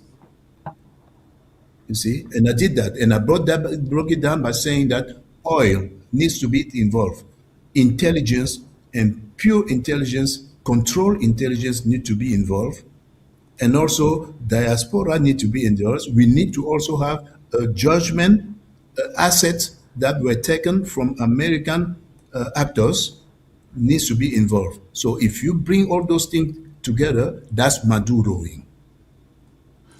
Okay, maybe, Let me come. okay, hold on there. Let the Brado come in and Let respond me. there before I get Yes, to. Secretary Chris, I am surprised for him to say that we should not get to Russia. That is just ridiculous for you to begin now to set boundaries. I ask the question: should might replace what is right? If you are going to subject the smaller countries to the mighty powers of the globe, the situation that you have in Cameroon that you are decrying, that situation is in Russia. The president has been there for years. Is there oil in Russia? Yes. And why are you limiting that only to oil? No. You have resources, natural resources, rare earth minerals that are going to define the future development of countries in this earth, not only oil. And I think we are a little bit short-sighted to think that it was only about oil. Besides, the US is number one exporter of oil. So it couldn't only be about oil in Venezuela. It is a layered situation that you cannot in any way, shape, and form settle on one single option, that it is either drugs, it is either change or regime change, or it is about oil. That should be that it is not only about oil. Oil could be part of it. So I would disagree with you that the question that Chris is asking is clear. We don't need to try to nuance it to maybe there are certain factors that are in there. It's about interest, and interest is not limited to oil. In the Democratic Republic of Congo, it could be the rare earth minerals. And you're seeing them making entries there by trying to reconcile Rwanda and Kinshasa. And then I pointed to other countries that take away Trump. Should Nigeria, would any of us here allow Nigeria to come in and take out Bia or whosoever is there and then tell us that they will be governing in Abuja. Is that a situation that you want to answer? Take Trump away from the picture, because what we're trying to do now is to say the mighty have the legal authority to come in, or the moral authority to come in a situation where a country has internal or contradiction and maybe or instability, or the people are crying, to decide to dictate to those people that this is what is right for you people. I'm not arguing that if external help is going to come in through the people, that should not be accepted. We all need that help. But before we start bringing in external help, we have just seen the recently held election in October 2025, that even the Cameroonians themselves that we are now asking, because if I'm speaking here as somebody from southern Cameroon, I'm going to tell you that even the Cameroonians themselves, the people from LROC, have not demonstrated the stomach to say they want their country back. Because if they demonstrated their stomach that they want their country back, Biya cannot be above them to take him out. So we should slow down in the rush to embrace something that might end up becoming disruptive. Brando, if I go by your point, I would say the same thing. The Iranians have again and again and again demonstrated they want their country back. They've not had the support they needed, and so when you say a lot of public citizens have not done the same, maybe if they did, nobody would have come to their help anyways. But let Pascal come in there and share his mind. Yeah. Yeah, thank you for this moment. Mr. Chris, Mr. Brado, what I think is going on is that our brother here, Brado, is defending the current world old system that I'm talking about. And I made a statement about this, that what you are doing here, sorry, Mr. Chris, you are at a point where we're heading to a new world order. Brado is just still sticking to that old system, that things that it provides order to the world. There should be a point. What we are saying is that we are going to an era where the current world order, where countries have sovereignty, a leader can kill thousands of people and claim territorial integrity, sovereignty, and all those kind of things that you are talking about. This was created by even by the leaders themselves, the elites themselves of the world. They sit in their United Nations. They came with that point. I bet you the average common person who is under oppression for 25 years. You hear people in Venezuela said they lost everything for 25 years. People in La Republic of Cameroon, even in Amazonia, have lost everything for 40 years. Where should they be? There should be a process whereby we are speaking now, moving into a new world order, Brado. There should be a process whereby the people can bypass the current dictator in their country and seek help for neighboring Nigeria. Say, take this person out, and that is what, and for in exchange for this and that. There's, and we're not just saying that when they come, that's what's going to happen. But as long as we run nations with that understanding in mind, as long as we create that world order in mind, people like Maduro or like Pobia will cease from starting to existing. Even your own brother there, Sako, he's following the footsteps. If we're in ground zero, how many people do you think would have died under his leadership? Because this is not going to stop. There are always going to be new dictators. You see, even in the middle of the Amazonian liberation movement, we are fighting for our freedom. We have new dictators popping up. So we are saying that the people should be able to have a way to consent to an outside bigger force to stop this thing. And even if you want to say that it's going to throw the world to order, my brother, that has been happening for a very long time. Ronald Reagan did it to Gaddafi in 1982. I hate to take this credit away from Gaddafi, but what you guys don't know, the irony of Gaddafi is that it was after in 1982 that then when Gaddafi sprung the development of his nation, when he allowed, we started doing oil deal with a Western oil company, and that's how the money started flowing to his country. He used that money he rightfully used it to develop his country, build everything. But Gaddafi used to torture people, suppress any dissent in his country for the reason that he had. I mean, maybe he was trying to protect his country from Western influence. Gaddafi sponsored a lot of, unfortunately for him, he went as far as sponsoring terrorist groups across Africa, and the Middle East and all those stuff. That is where he got in trouble. Ronald Reagan had to, and the same characteristic that he was doing with Maduro.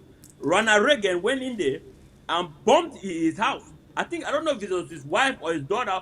Between his wife and a child, one person died, and Gaddafi came to his senses. Maduro, Trump, and then there's another. Let's be real here. There's another misinformation going out there. I'm not going to stand there to be defending Trump or all this kind of stuff, but we have a media that does not like Trump. So that's why I encourage every people that when you hear stories about Trump, trying to screen it very well. American politics is very dirty right now. It's one of the most dirtiest politics, dirty area of American politics right now, that you cannot rely on the mainstream media to actually know what is going on, what is right, what is wrong. Trump did not just go into Venezuela like a wild beast or a power strong man who just wants to do whatever he wants to do. Maduro is a well-established criminal of the United States. Even Obama put a bounty on his head. Joe Biden put a bounty on his head. The American legal system put a bounty on his head for his role of the narcotics and different and the stolen of American goods, American oil companies that in the year 2000 under with Hugo Chavez, as one of our brothers mentioned earlier. We all know this story. Myself alone is not new into this problem. I live with Caribbeans here whose country are flocked with Venezuelans. They feel the pain on a daily basis. For example, Guyana, there are so many Venezuelans right now in Guyana, and people cry to me how their neighborhoods are congested. All 8 million people are thrown away, this and that. You want us to continue to remain under this system in the name of order and this kind of thing? The process of change have some little bit of disorder. You will see like a disorder, but that's not what it is. The people, like I said, all this power, sovereignty thing that we're talking about is created for the people.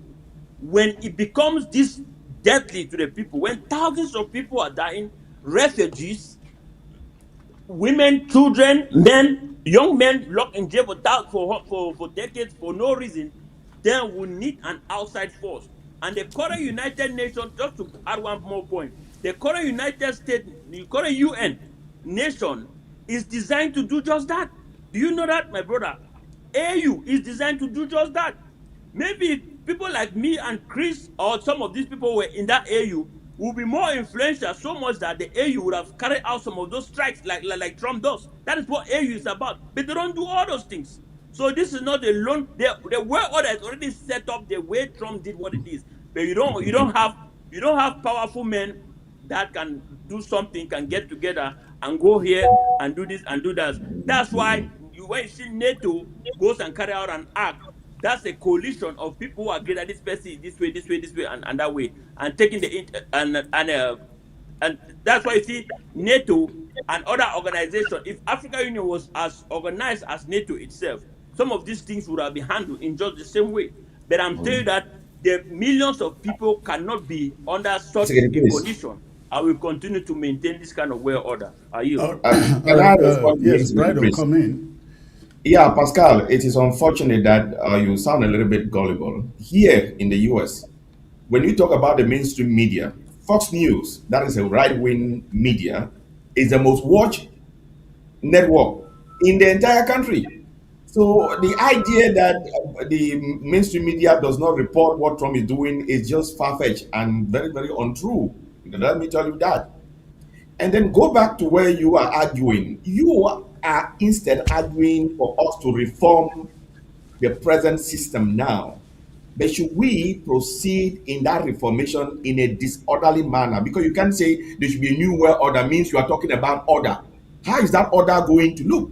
Because at a certain point, the old order that you think that I'm defending, no, I'm not defending that. I am saying that we cannot replace what is right with might, because that's what you're saying. Because, like I said, I asked you the question, why are you limiting that to Cameroon? Because we are from Cameroon? Yes. Is the people who have been arguing in Russia, for example, so many opposition leaders have been killed in Russia. Most have been driven out of the country. Should somebody like Trump go in and Maduro Putin? Don't limit it to the Africans. Do you want the case? If the Let me finish. evidence shows that the Russian people want Listen, that. And Please, please, if it's not going to be of a greater let problem, me finish. then Russia Let have me finish. enough And resources to and cause and a now greater problem. now you see that you begin to add conditionalities. If because in every one of those countries you're going to have those ifs. My advocacy here in this argument, should the Brother, present system be reformed and we proceed with caution. I do not brother, want a situation where anybody can get up anywhere, because that power is not only restrained to Trump. When it gets to your own where you do not agree, that's when you begin to realize that, what did we just get into? I am saying that in as much as we want the system reform from the UN to the AU, trust me, I detest those institutions because of their inability to even muscle or muster any muscle to impact some of these areas that where you need critical resources or her. But should we properly sit and analyze the situation, contextualize the situation before moving forward? That should be what we are advocating for. I'm not going to just jump up because of emotions and say, yeah, Secretary Chris, because he's stronger than you, should come in and decide on the way you're going to live your life. No, that is not something that I would want to embrace at this time. That's not what unfortunately, we're the saying, world and again, that's what those unfortunately, dictators are the doing to the world people. again doesn't operate That's that what way. the You have the dictators are doing to United the Nations people. with its Security Council. Once America vetoes, or the British vetoes, or the Chinese vetoes, the rest are powerless. There That's is a just the reason for that, reality. right? There is What a is reason that? for that. Is there a reason for that? Why did they give five most powerful countries the power of the veto? Well, And those of same, course, those it same shouldn't be countries that have been way. preventing you, That the is other why we countries, say from it is voting. not just. And That if it was so were it's not just, just the world order. I will accept your point. Let's allow order, the UN, the AU to come in and do something. Unfortunately, you and I know the AU is a lucky to the same powers we are talking about. But let Jocelyn come in there. Millions of people will die. Yes, thank you guys for giving me the chance to say something again. Uh, I was going to offer to put on the table that we consider another element of this discussion here. Like we all pointed out before, we all say that Trump acted that way because Venezuela is located in the Western Hemisphere. We all cited the Monroe Doctrine and so on and so forth. Very good.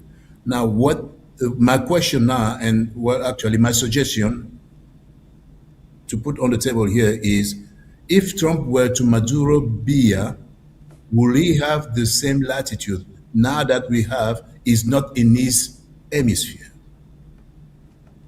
That's a good question. I right? think that's a good question. Because Yeah. because Cameroon, as we all know, Cameroon, as we all know, is a précaré, as they say in French, of France Afrique. They all claim that France Afrique is dead; it doesn't exist anymore.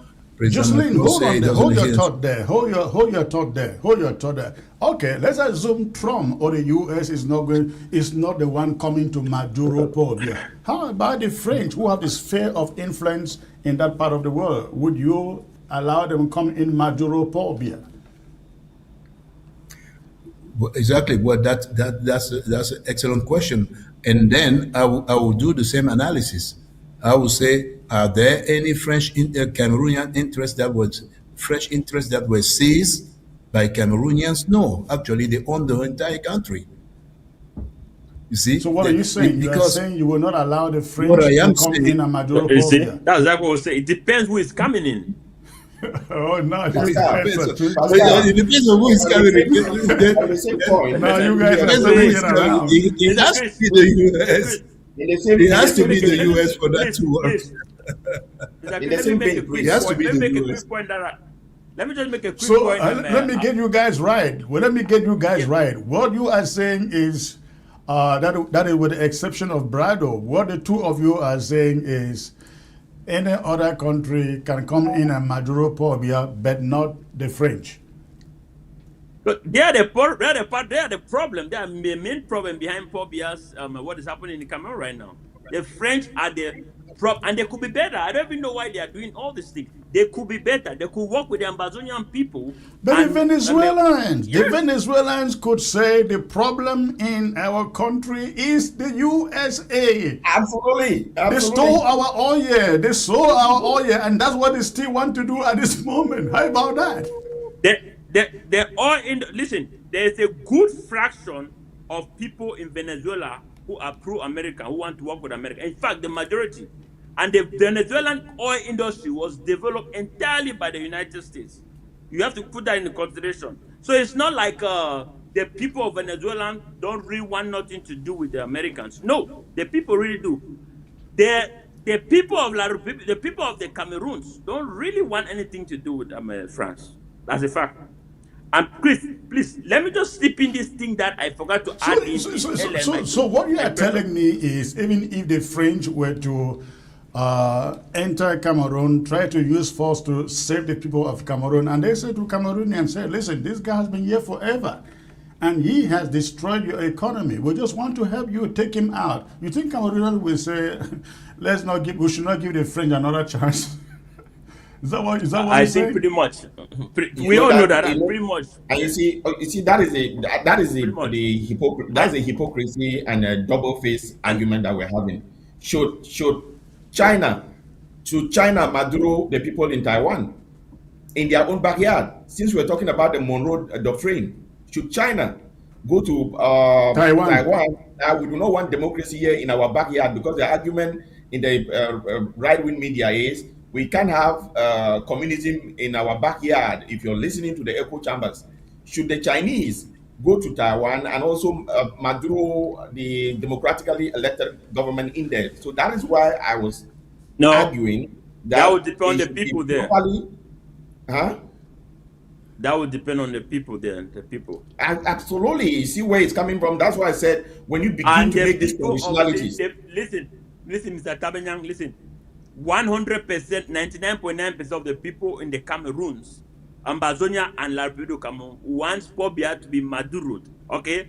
By Trump, even by Trump. That is what we are saying here. I understand your Not position by that you're saying that it China, will bring not by chaos and all those Russia, stuff. not This not by by has any any other already other been, country. country. They're yes, only this talking has about already Trump been because happening. You said you said this will bring disorder in the world and all of that. This has already been happening. I'll give you examples here. You talked I about don't, earlier. You mentioned about Libya. You mentioned about Libya, Iraq, Afghanistan. And let me just tell you something. I've heard this argument multiple times online. What you guys don't understand is that you talk about America went to Libya, Iraq, and Afghanistan. What you got to understand that, do you know that Japan, all the countries that America has been in there, that America was given the chance to fully control, have become a developed world today? Singapore, Japan, South Korea, Puerto Rico, you can name them. Even South America is way much better off than the tropical Africa because of American influence. If America gets full hold of Iraq, or mostly 50 70% of Iraq, the average American person that I know, I've grown up with, and I've lived in this country for many, many years, more than most of us ever in here, they have the goodwill to make that place better. It will be way much better. Watch and see Venezuela if Trump fully have control of it. I know that he said that was one of the slip of the tongue, but the day-to-day activity of Venezuela will be controlled by the people of Venezuela. I wish we had an authoritative figure of a country like the United States who could keep an eye on Amazonia and say these leaders must carry out fair election, this and that, this and that. Somebody, a big brother or big sister or big foreign representative that kind of watch the political situation in the country, right, like that. We have to give something. Pascal, what you are arguing will go back to the days where there were authoritative figure that promoted and caused slavery of the black race. Because at the end of the day, That is not what we are talking about. That is let not me what we're finish. talking about. Let me No, finish. that's not what we're talking about. Our request I is to will sit withdraw that. here. We're not talking about that. I will not sit here and allow you to deface somebody like Gaddafi by you throwing out all those When I unfounded. mentioned about Let me Gaddafi, finish. I Let spoke me it finish. truly. I said I don't want to take any Let blame me from Gaddafi. finish. I made a Let me statement that, finish. You made but a don't take me out statement of here. context.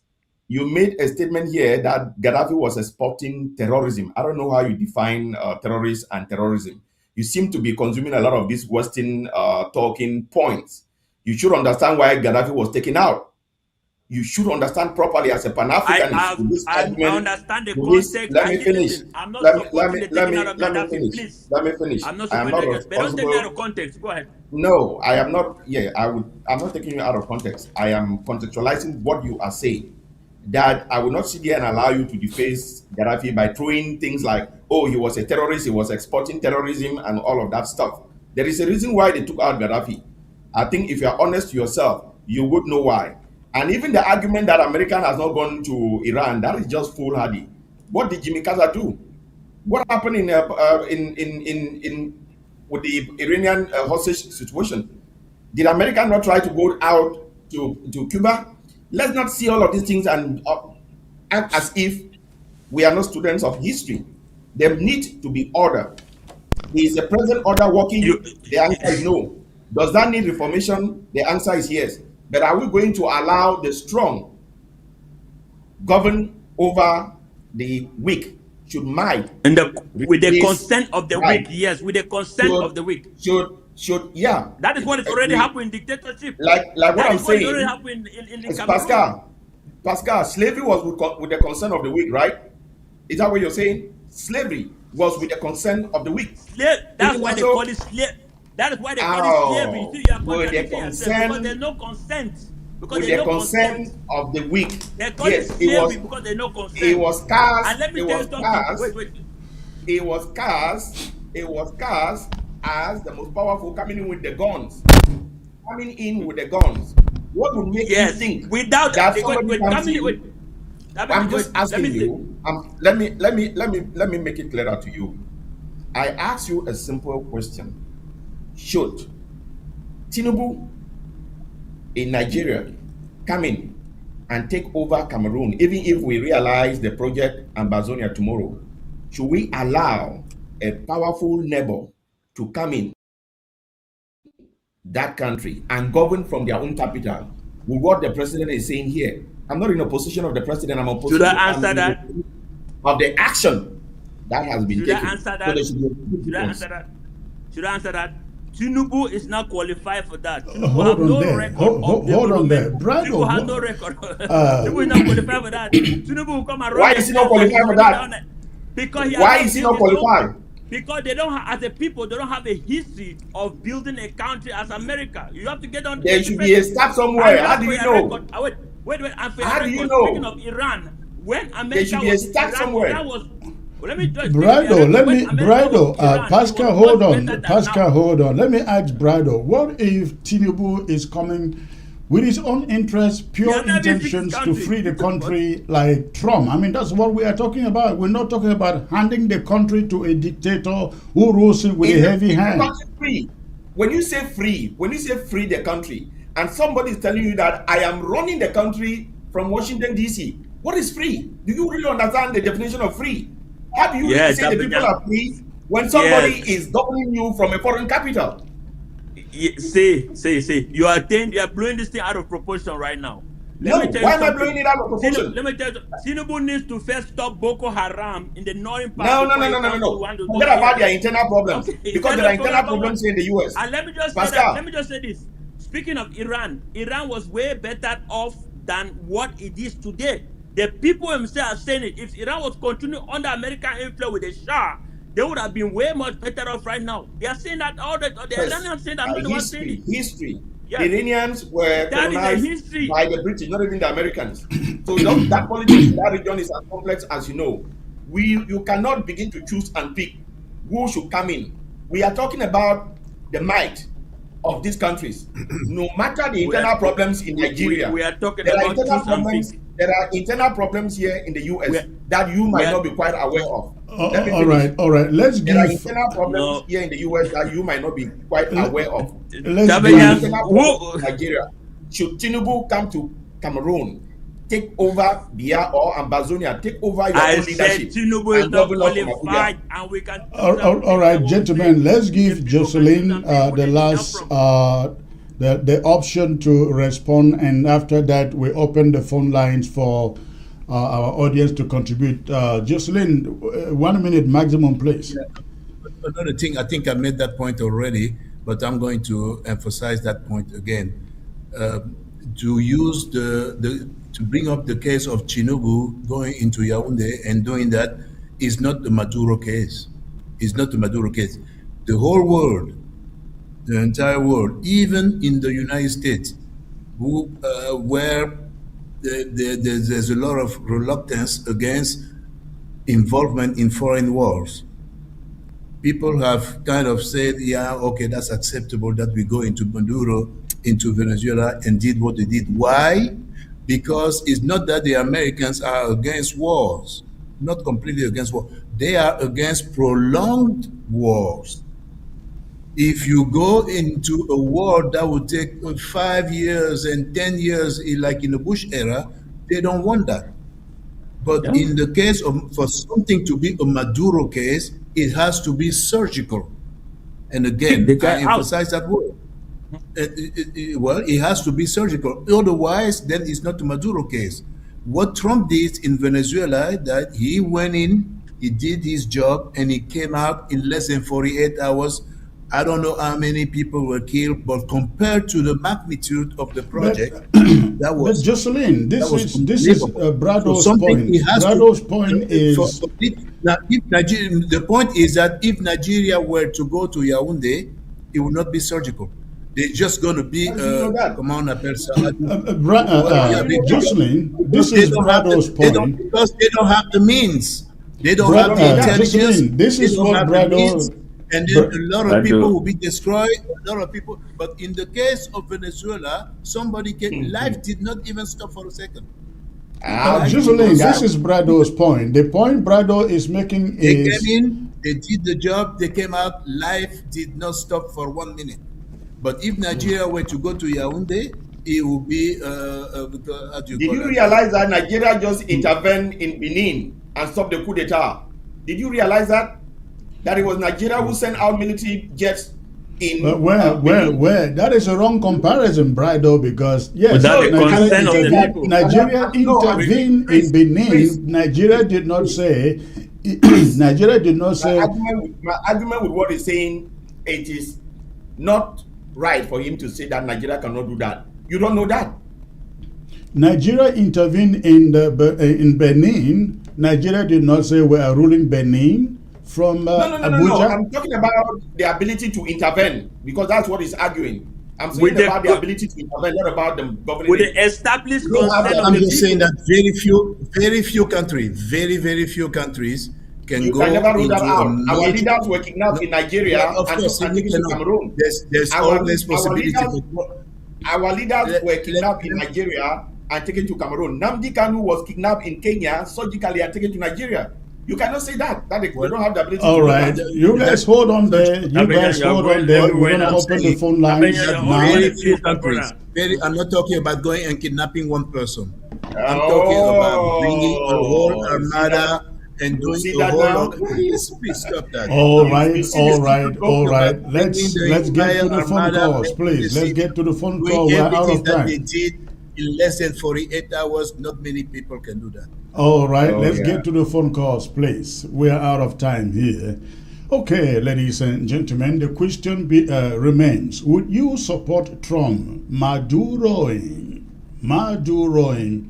Paul Biya? You know what that means. It means to pick him up, arrest him, and take him out, and allow freedom to ring or return in Cameroon. Or would you say, like some in my panelists have said, well, we cannot, for the interest of those countries, allow anybody to go in there to take out a dictator, in this case, Paul Biya. We want to hear from you. The phone number is right there on your screen.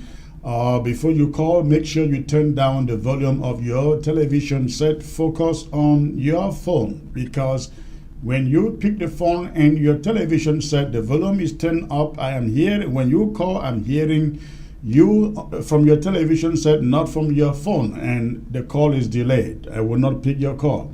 So the phone number is there on your screen. Go ahead and call and let us know what is on your mind. I'm going to be right back in less than a minute. Please, please stay tuned. And if you are watching by YouTube, hit that like and follow button so you can get us every time we are live. You can get a notification. All right. I'll be right back. ABS can help you reach your target audience like never before. Advertising on ABS, you'll benefit from our extensive reach and dedicated viewership. We offer special advertising packages during primetime slots and popular shows.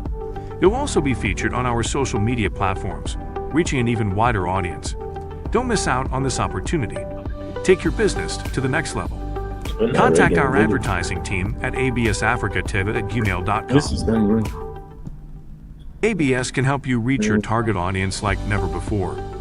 Advertising on ABS, you'll benefit from our extensive reach and dedicated viewership. We offer special advertising packages during primetime slots and popular shows. You'll also be featured on our social media platforms, reaching an even wider audience. Don't miss out on this opportunity. Take your business to the next level. Contact our advertising team at absafricativ@gmail.com. All right, ladies and gentlemen, please, you got the phone number there right on your screen. And the question is, would you support Trump, Maduroing Paul Biya? That means picking him up, arresting him, capturing him, putting him in chains, and taking out of Cameroon for freedom to return to the country. That is the question we are discussing, and we want to hear from you. Again, the phone number is right there on your screen. Go ahead, call that number. Let's hear what you have on your mind. In the meantime, let me go back to my panelists. And Brado, I heard your argument. I think you are saying you will not allow Tinubu from Abuja to enter Ambazonia or Cameroon and take out Paul Biya and say he will rule Cameroon or Ambazonia from Abuja. However, that is a quite different case, a different argument, because Tinubu would not say you want to rule Ambazonia from Abuja, and Trump did not say you will rule Venezuela from America. He merely said we will manage the oil, restore it to its full capacity, and when that is done, we are also working on the democratic process. Now, those are apple and oranges when you compare Washington to Abuja. So I don't think your point is okay to suggest that Tinubu cannot go to Cameroon, take out Paul Biya. To me, for as long as the people of Cameroon are happy, they want it. I don't care. Okay. How about that? The opinion of the people. I think that is the conundrum that we face between doing what is right and then the happiness of the people on the ground. But let me point you to President Trump's own words that they would run Venezuela from Washington, D.C. They will control the Venezuelan world from Washington, D.C. Those are facts, and those are words from President Trump. I'm not against the president. I am saying that the actions, we need to take this very cautiously, because if you're going to sanction that, then there is no reason for you not to sanction Tinubu doing the same in Cameroon. It's all a game of interest. What if the interest of Tinubu tomorrow is about Bakassi and the oil well in Bakassi? Have you forgotten that there is oil in southern Cameroon that Nigeria has once attempted to take it by force? Would that be the situation when tomorrow you have a president of Ambazonia that whosoever is in Nigeria can come in, pick up that individual and take them to Abuja and say, we're going to govern from Abuja and then control the resources of that country? Is that what you're asking for? And besides, we cannot keep arguing this whole thing about Tinubu cannot do that. It's all a game of interest. It's might, right? Because if the US was not strong, they would not have gone to Venezuela. Should China go to Taiwan and do the same thing because of their might? Those are the critical questions that, as intellectuals, we have to reflect upon, not just jumping into it with emotions. It's not that I like the BR regime, I detest the regime.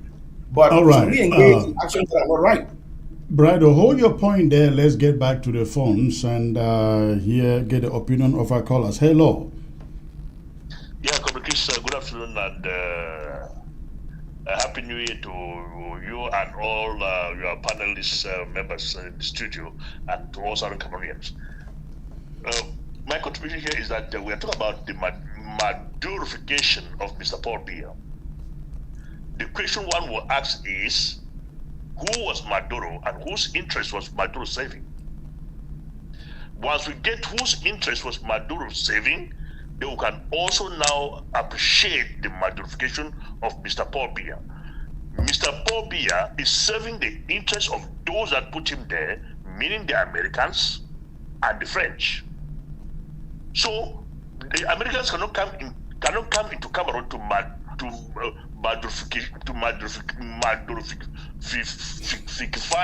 Mr. Paul Biya, for he is their man doing their bidding. Hold on there.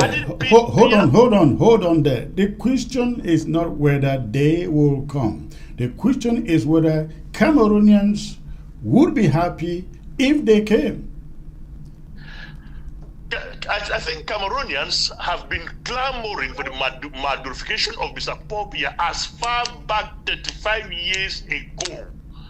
Cameroonians have been waiting for somebody to come and salvage the situation to take out this monster. But unfortunately, because this monster was kept there by the powers that be, that's why Cameroonians have distanced themselves from him. But the powers that be keeps on appreciating and congratulating him after he fraudulently put himself on the throne of the people, making himself a monarch. He's no longer a president, he is a monarch. So Biya is not there because Cameroonians want him to be there, but he is there because the powers that be, the Americans and the French, want him to be there. Left to Cameroonians, Biya could have been not modified, but beatificated long ago before Maduro. The reason Maduro is taken out, the reason Gaddafi was taken out, the reason Saddam Hussein was taken out because they were not serving the interests of these guys. But Biya is serving their interests. Take into consideration the Chadian pipeline that runs through Cameroon is American interest, and who backs that interest? Biya. If America is bringing in another person, are they sure that person will back that interest of the Chadian pipeline that flows into Cameroon? All right. So it is a no situation for Biya. Is there kept there by the Americans and the French, so he cannot be modified. All right. Thank you for the call, sir.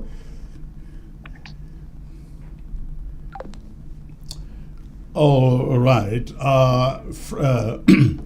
Brado, and let me give all of you, please, 50 seconds. Let's round up. We are out of time. Just round up, please.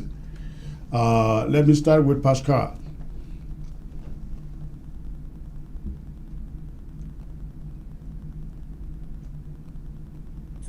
For me and Brado to be on the same length. Yeah. Mr. Brado, when you wrap up your point talking about, I would like you to also to confirm with me if you agree with my position of the new world order that I'm talking about. I think the current world order does not serve the interests of the common man, but the interests of governments or the big people in power. We need a system whereby when the people are sick and fed up of a leader or a dictator, they can bypass, maybe some kind of send out a vote somewhere to United Nations or something, and the president be Maduro, okay? And being Maduro is a very, very gentle and pick the person up and remove them out of the game. Yes, some other leaders, he was supposed to be killed on other different by some other leaders. They were supposed to drop a bomb in his home, but that did not happen. Trump actually went and picked him out of there. So that was a very generous thing that happened to Maduro. But again, we have more to discuss on this, and I think that we should have this discussion again because this is opening doors for a lot of things to come. Absolutely. Jocelyn, please, 50 seconds. Well, I am very optimistic, and I've been optimistic since 2016 because when President Trump first came in 2016, he announced what the next world was going to be. It didn't start today.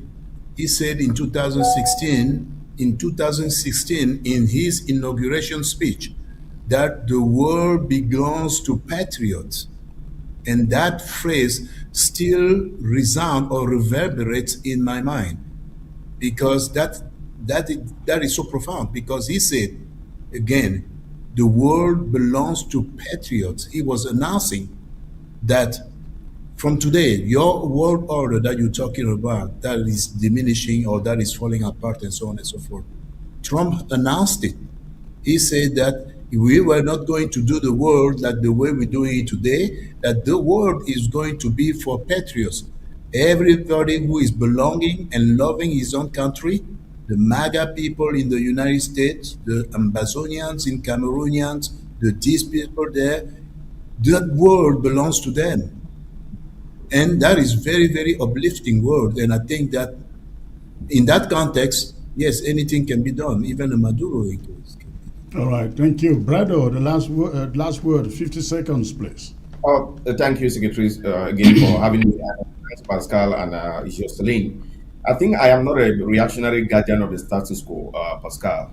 If there's going to be reform, which is something that all of us, particularly Pan-Africanists, have been calling for a long time, there should be reform to the present world order. I can't sit here and say I'm comfortable with the fact that 5 countries have veto power in the United Nations almost 60 years after that organization was formed. And we, particularly the African countries, really have no say.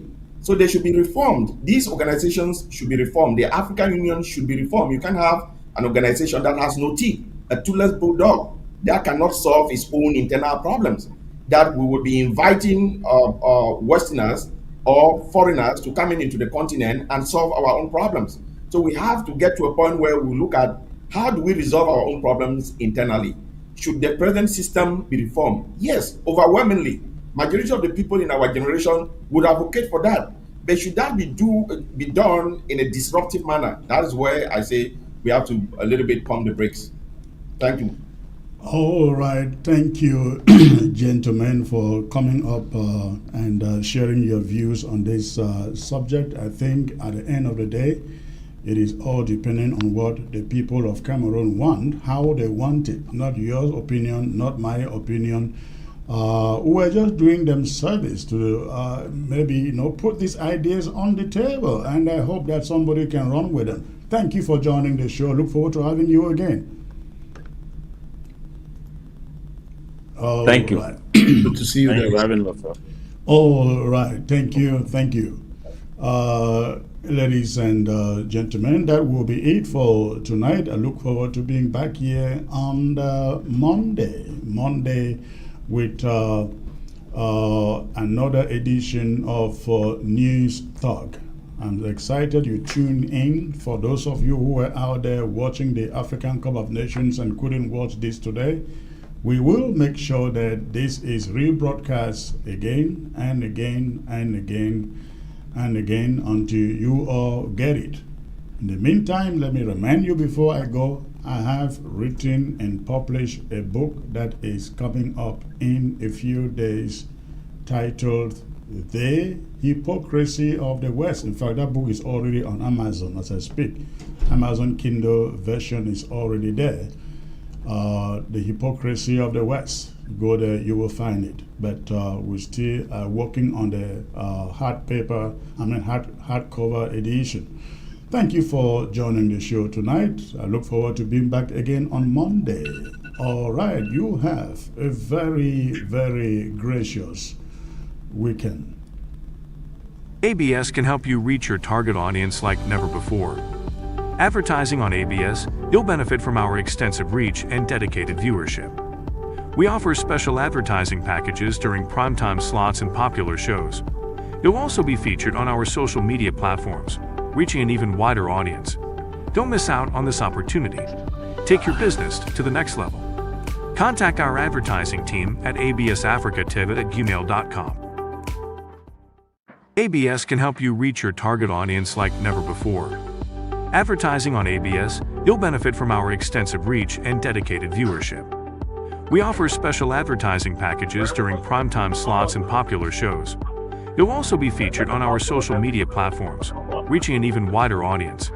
Don't miss out on this opportunity. Take your business to the next level. Contact our advertising team at absafricativ@gmail.com. ABS can help you.